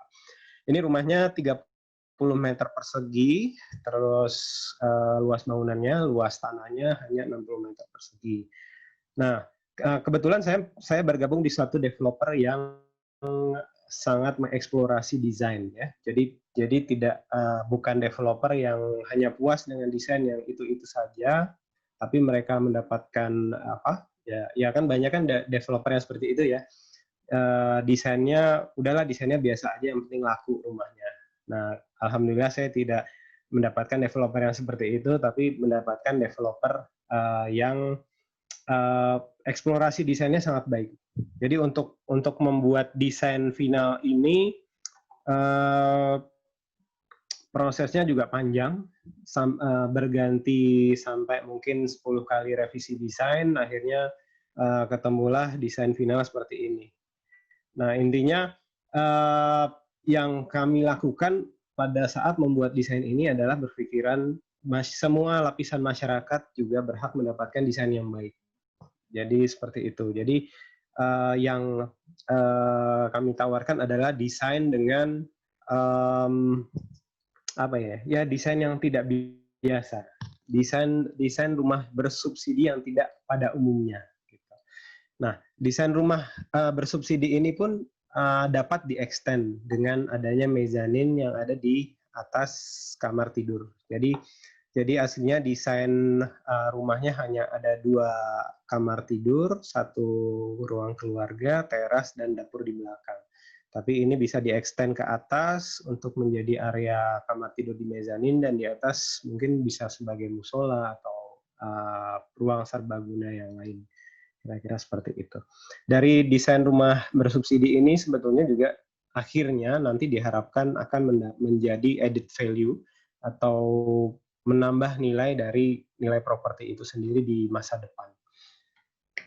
Lalu yang selanjutnya ini unik lagi ya, kliennya kalau rumahnya itu unik ya, ya desain saya mungkin bisa dibilang unik, tapi itu sebetulnya keunikan itu bukan dari saya, tapi dari kliennya. Dari kliennya yang menyatakan ingin seperti ini, ingin seperti itu. Dari pribadinya memang sudah unik. Nah, makanya saya bisa menampilkan sesuatu yang unpredictable, kira-kira seperti itu. Ini sebetulnya adalah rumah tinggal, tapi si owner menginginkan rumah ini bisa jadi Airbnb juga. Nah, jadi mungkin ketika weekend itu dia bisa menyewakan rumah ini ya kepada masyarakat. Jadi mungkin dia pindah ke rumah yang lain, tapi rumah ini dia jadikan tempat yang bisa disewakan. Nah, ini kalau ini adalah desain finalnya, tapi dia ingin membangun tahap pertama itu satu unit dulu ya, dan satu unit juga tidak full. Hanya ada di bawah ada dapur, ada ruang makan, di atas tempat tidur, di sini ada tempat teras untuk santai.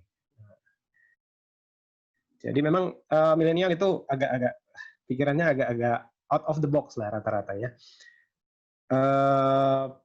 Kalau desain finalnya tadi ya, kembali ke yang ini, desain finalnya tadi, ketika nanti dia sudah punya biaya lebih untuk membangun secara keseluruhan, ini nanti akan dijadikan di depannya warung kopi, lalu di tengahnya ini adalah semacam coworking space yang itu bisa disewakan juga ya.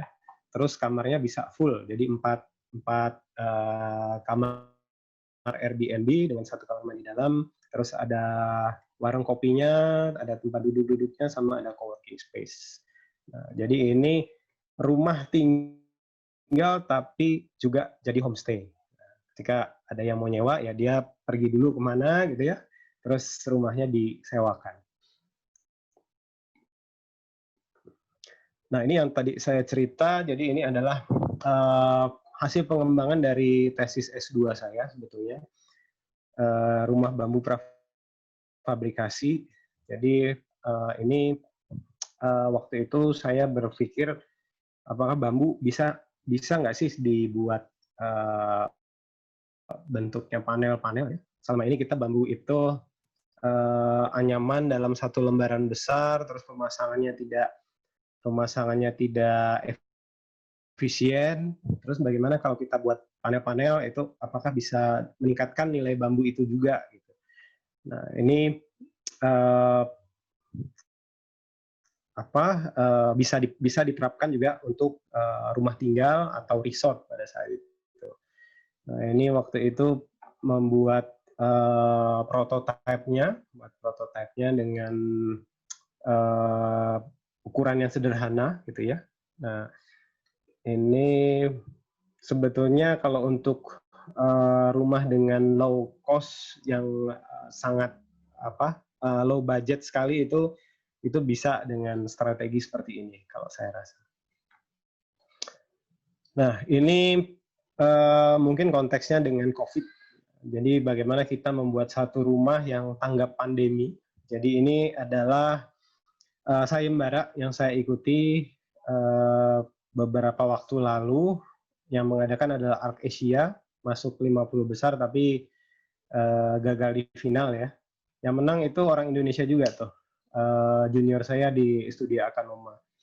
Nah, ini idenya sebetulnya adalah membuat rumah yang bagaimana itu pencahayaan dan penghawaannya bagus. Kita membuat suatu rumah yang terbuka gitu ya. Jadi biar aliran udaranya itu bagus sehingga dapat ya bisa dibilang membuang virus-virus ke luar gitu ya. Dan di sini saya kasih semacam hydroponic box dan kolam ikan. Jadi ketika terjadi lockdown atau pembatasan wilayah seperti yang kemarin itu kita masih bisa survive di dalamnya karena kita masih bisa makan ikan, terus kita menanam tanaman-tanaman yang produktif yang bisa kita konsumsi. Nah, interpretasi saya terhadap rumah pasangan muda ini setelah beberapa kali menangani klien-klien pasangan muda, itu kebanyakan dari mereka itu adalah yang pertama ingin ruang yang kompak, dalam arti ruangnya itu tidak usah besar-besar, tapi cukup ya. Lalu fungsional. Nah, fungsional karena kebanyakan memang hidup di kota ya, kebanyakan hidup di kota. Mungkin tadi ada juga yang di Jogja di daerah Sleman pedesaan sedikit gitu ya, tapi tetap harus fungsional. Jangan sampai ada ruang-ruang yang terbuang. Semua ruang itu bisa dapat dimanfaatkan sesuai dengan kebutuhan pribadi dan dia juga ada fungsi untuk self branding.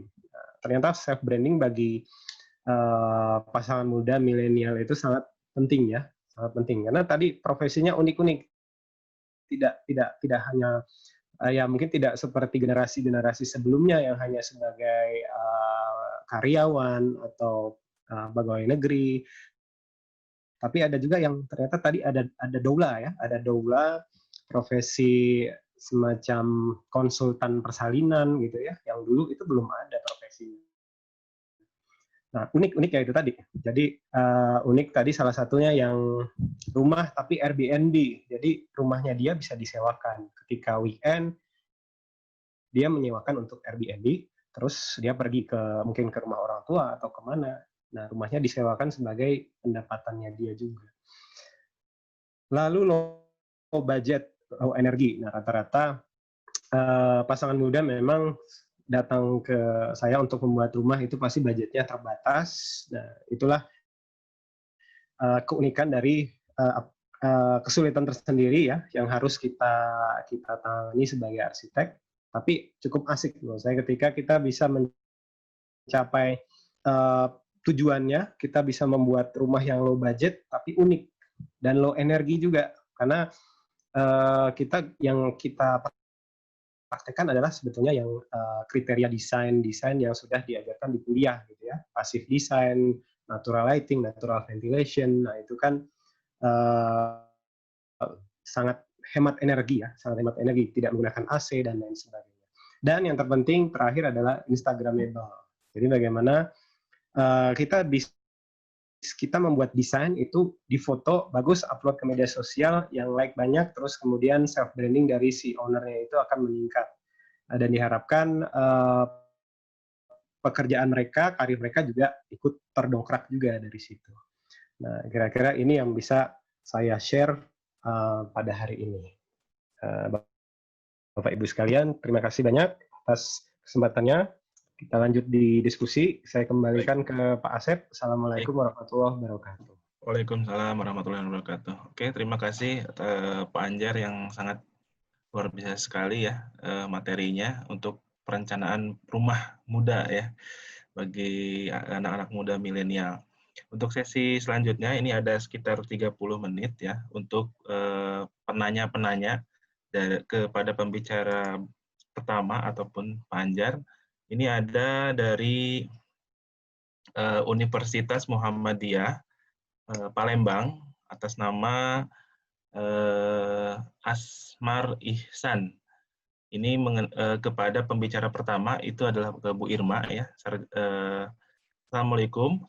Sarjana arsitektur setelah terjun ke dunia kerja memang sangat diperlukan dibimbing lagi, ada beberapa hal yang saya minati seperti itu. Di sini keinginan kuat arsitek untuk menampakkan diri di dunia arsitek, adanya arsitek muda yang mengiklankan diri seperti Ibu sebutkan tadi. Nah, ini pertanyaannya, Bu, apakah program profesi arsitek, akademisi, dan asosiasi profesi di dunia kerja dapat membentuk sarjana arsitek pemula menjadi arsitek profesional? Mungkin Bu Irma boleh menanggapi pertanyaannya. Silakan. Baik, saya ucapkan terima kasih ya untuk Pak Asmar dari UMP Palembang yang sudah bertanya. Jadi kalau boleh saya ulang lagi pertanyaannya, apakah dengan sekolah profesi dapat membentuk arsitek pemula menjadi arsitek profesional? Begitu ya Pak Asep pertanyaannya ya? Betul, betul, betul. Ya. Jadi kalau perkenankan saya menjawab seperti ini.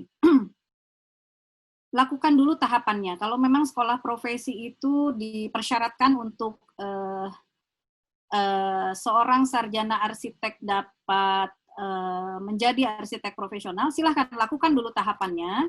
Tetapi kalau menurut pengalaman saya, kalau boleh saya share bahwa bagaimanapun arsitek ini adalah profesi yang berpraktek gitu loh.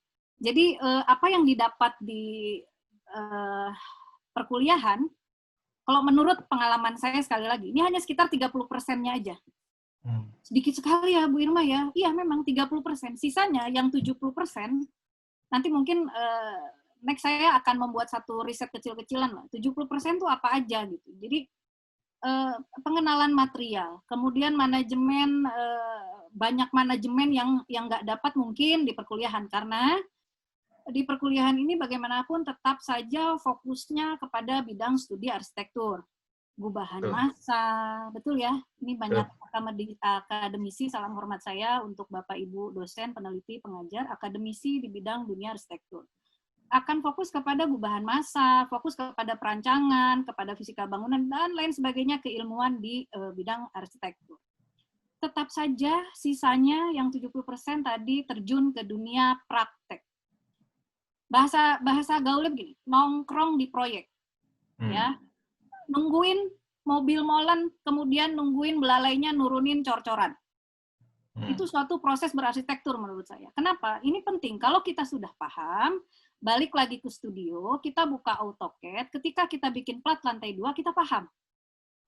Ya, tebalnya berapa. Terus jangan lupa tongkrongin tim proyek lapangan kita ketika sedang merakit besi. 2 lapis, ukurannya berapa. Balik lagi ke studio, apa yang sudah kita gambar, rupanya kalau ada salah, perbaiki. Jadi 2 lapis. Nah, hal-hal begitu kan nggak dapat di perkuliahan.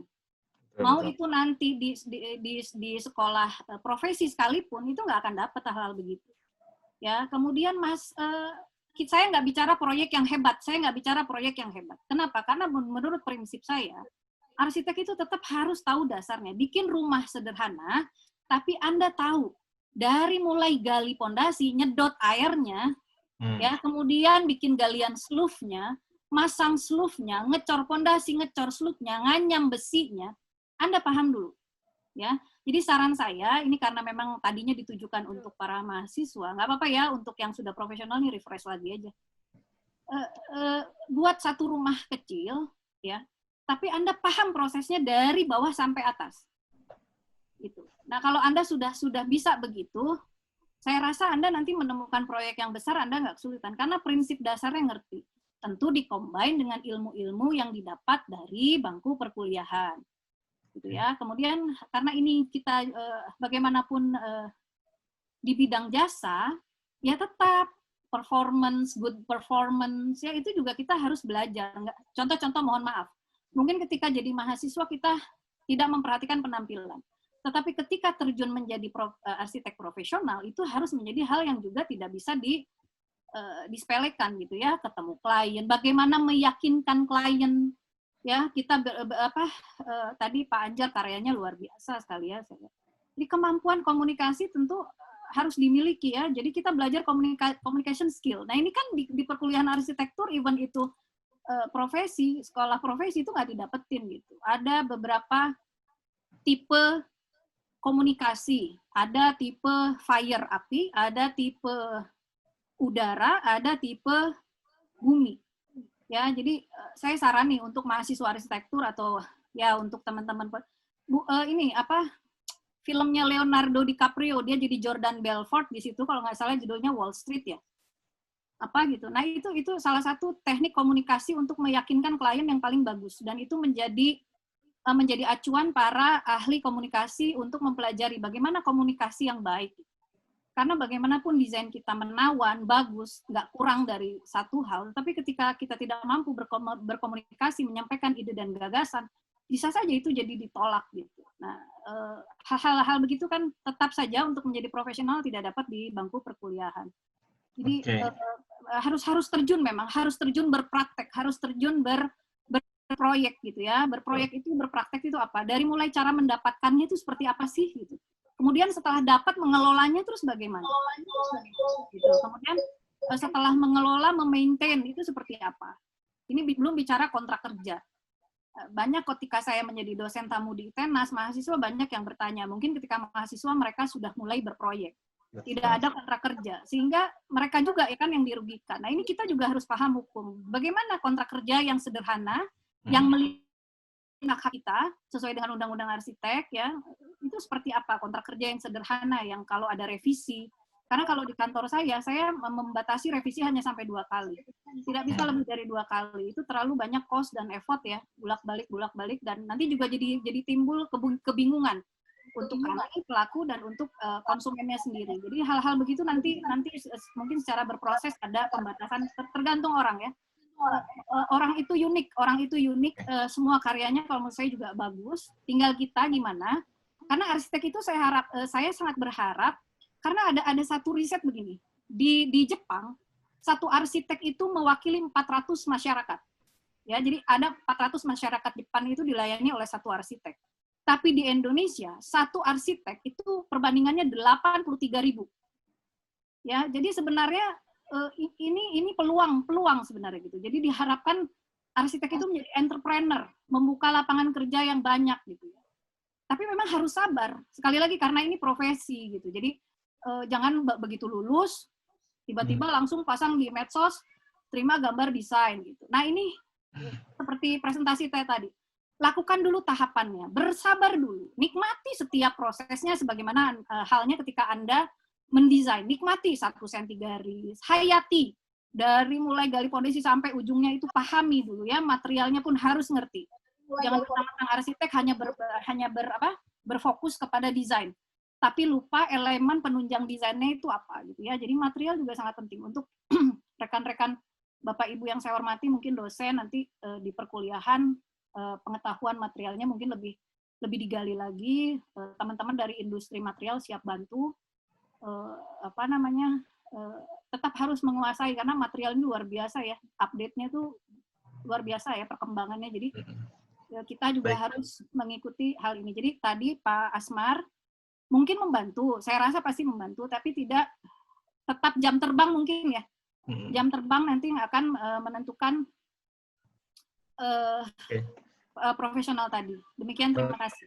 Baik Bu, sekalian melanjutkan juga pertanyaan Bu Ida ini ada mengenai ada kesulitan nggak terkait selama ini Ibu terjun ke lapangan, kemudian juga dari klien maupun dari orang-orang di lapangan itu bagaimana untuk mengatasi permasalahan-permasalahan?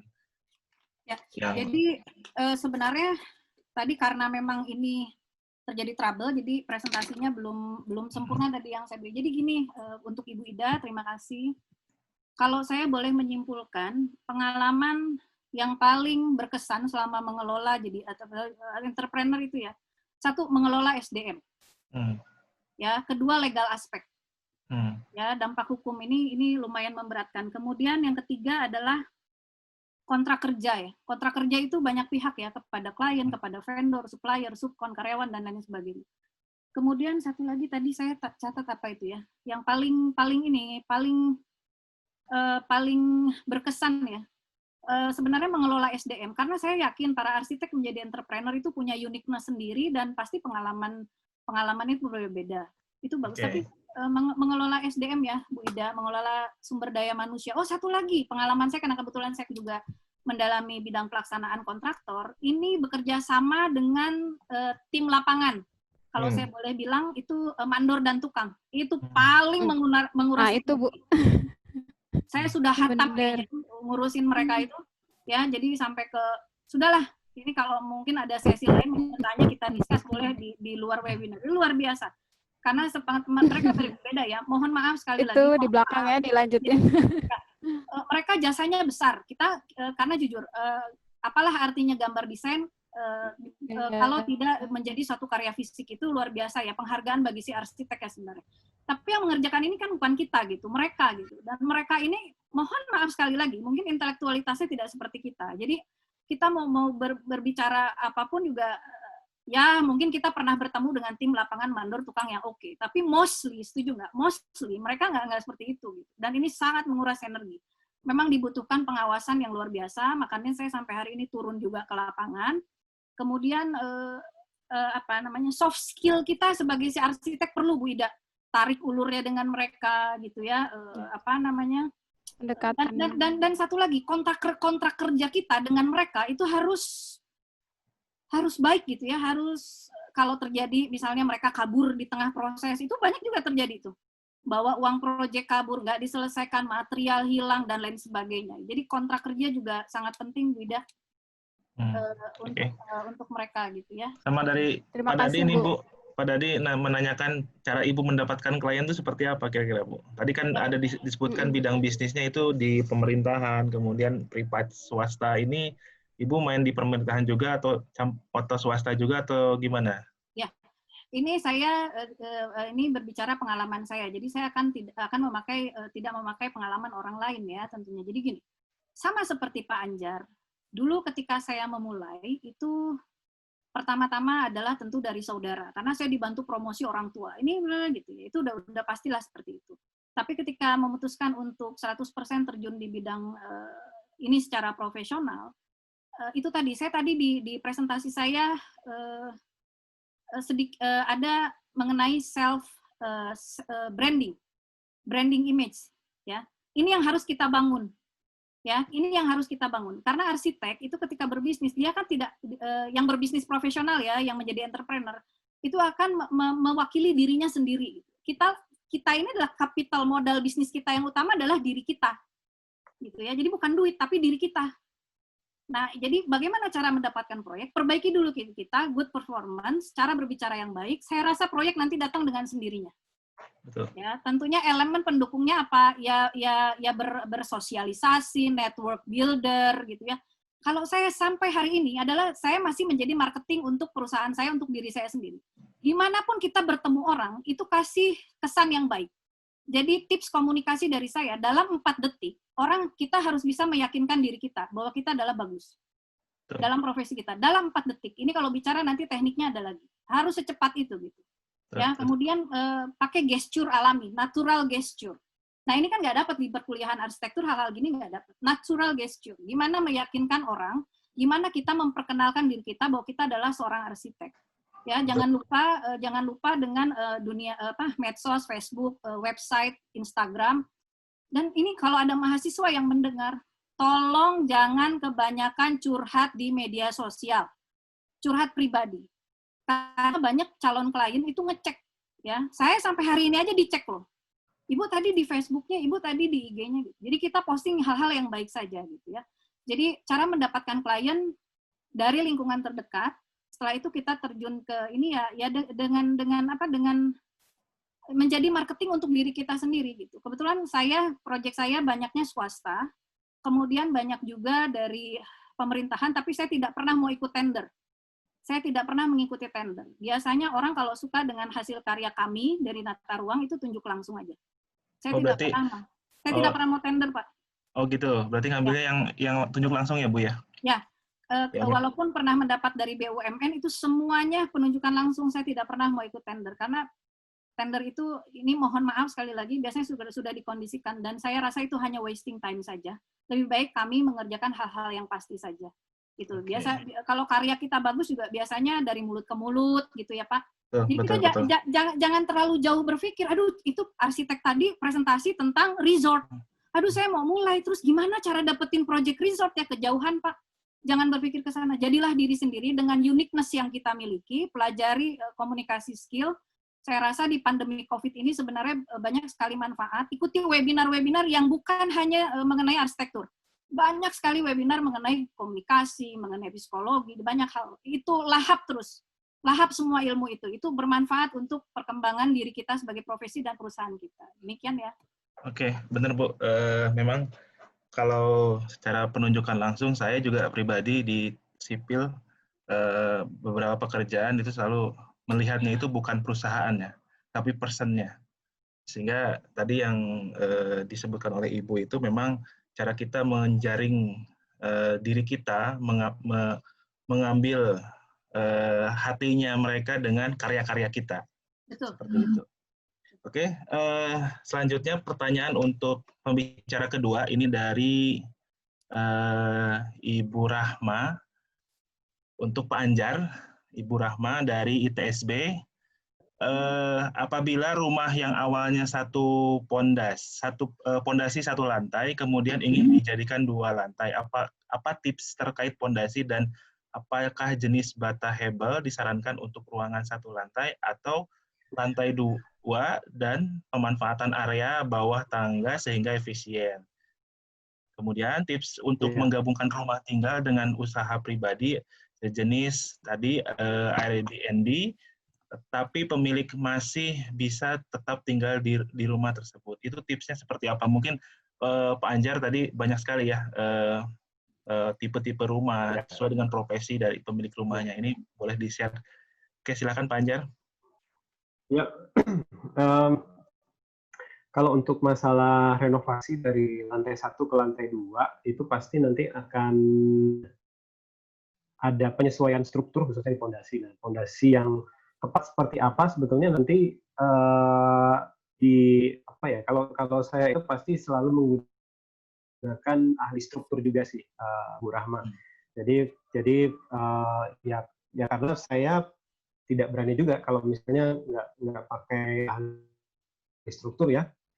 Jadi tetap harus ada masukan dari tim ahli struktur dan estimatornya, kira-kira seperti itu. Fondasi seperti apa ya? Fondasi yang tepat berdasarkan hasil dari konsultasi dengan ahli struktur. Ya kalau jenisnya mungkin bisa macam-macam ya, bisa wood plank atau bisa mini plank dan lain-lain. Nah, ini mungkin Pak Asep lebih paham nih kalau untuk fondasi. Nah, kalau tadi untuk masalah material hebel, ya, kalau itu sebetulnya kalau material hebel itu tidak ada hubungannya dengan struktur, karena bata hebel itu lebih ke arah material penyekat ya, penyekat dinding atau ya interior eksterior gitu ya. Nah, kalau baik atau tidak, nah, kalau saya pribadi karena saya adalah selain arsitek, saya juga peneliti juga ya, juga dosen ITSB. Menurut saya sangat direkomendasikan karena bata hebel itu nilai embodied energinya rendah. Jadi untuk membuat satu rumah yang hemat energi dengan embodied energi yang rendah itu hebel itu sangat disarankan menurut saya. Selain itu pengerjaannya juga cepat. Jadi kita bisa menghemat waktu konstruksi dan biaya pemasangan, ya. Biaya tukang lah kita bisa hemat kalau menggunakan material bata hebel tersebut. Okay. Ya. Terus tadi masalah apakah pemilik bisa tinggal kalau kita bikin satu usaha Airbnb gitu ya. Nah, menarik ini. Jadi kalau sejauh ini yang pernah saya tangani, selain yang tadi ya, saya pernah menangani satu lagi, ada satu rumah tinggal yang difungsikan juga dari Airbnb, itu pemiliknya memang mengungsi Bu Rahmah ke rumah orang tua misalnya. Ketika weekend rumahnya disewakan. Nah, tapi si pemilik itu tadi dia walaupun dia mengungsi ke rumah orang tua, tapi dia tetap melakukan bisnis jasanya dengan misalnya mengirimkan sarapan ya. Jadi ada servis sarapannya juga untuk si penyewa Airbnb itu tadi. Terus ada servis misalnya delivery makan siang atau laundry. Nah, kira-kira seperti itu. Tapi kalau misalkan pemilik ingin stay juga di dalam rumah yang disewakan tadi, kalau menurut saya sih harus ada pembatasan zonasi ya, bisa atas bawah atau bisa di luar area. Tapi kalau yang untuk di luar area itu lahannya harus besar ya Bu ya. karena kan harus ada rumah pemilik sama rumah yang disewakan. Nah, itu pasti akan ada keterbatasan di situ juga. Nah, tapi ada satu jenis lagi yang menarik yang pernah saya temui itu di daerah sekitar Candi Borobudur. Itu banyak homestay yang disewakan itu adalah rumah penduduknya. Jadi masyarakat yang ingin tinggal di situ ya mereka tinggal bersama penduduk gitu.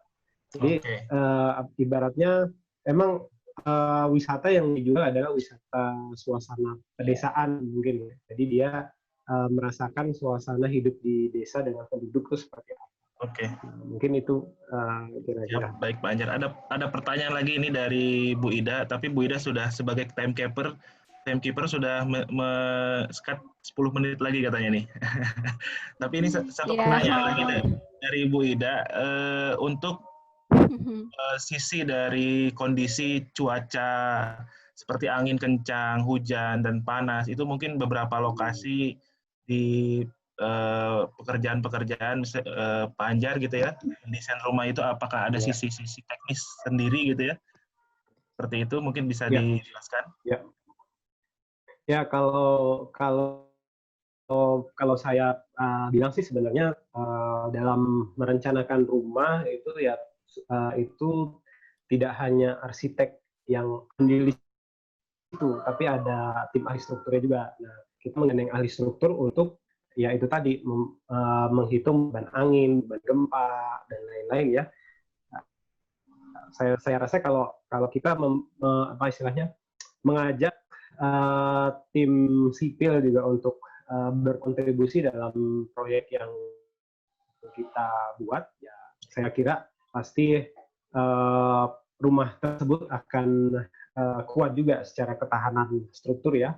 Nah, kalau tadi pertanyaannya lebih ke spesifik ke angin, ya strukturnya memang harus benar-benar digunakan struktur yang baik sesuai dengan arahan dari tim ahli struktur. Kalau misalnya bikin rumah baja ya harus ada harus ada sepatunya itu ya yang segitiga, terus harus soalnya kelihatannya kayak light gitu kan Pak. Ya.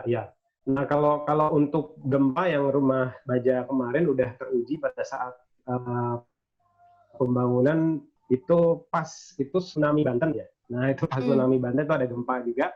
Itu alhamdulillah kuat sih. Sudah teruji lah. Kalau secara angin asalkan bukan mungkin angin puting beliung ya. Nah itu kayaknya sih nggak ada masalah karena angin di tropis itu tidak. Kalau normal aja sebetulnya kecepatan angin di negara tropis itu masih di bawah 1 meter per detik ya, paling sekitar 0,2, 0,3. Jadi ya nggak ada masalah juga sih. Oke, siap, baik Pak Anjar. Terima kasih Pak Anjar. Terima kasih. Ya, sama-sama. Bu Irma yang sudah mempresentasikan sharing-sharing di ITSB Career Center, Bu. Terima kasih. Dan juga Bapak-Bapak yang sudah hadir. Ini juga ada dari akademisi, profesional. Ini juga ada Prodi Arsiteknya nih, Pak Irfan. Oh, kasih jempol ya. Ya, ini selamat siang Pak Irfan. Ya. Oke. Untuk sesi sharing session pada hari ini terkait dengan berbidang dari arsitektur, kita cukupkan sekian. Terima kasih.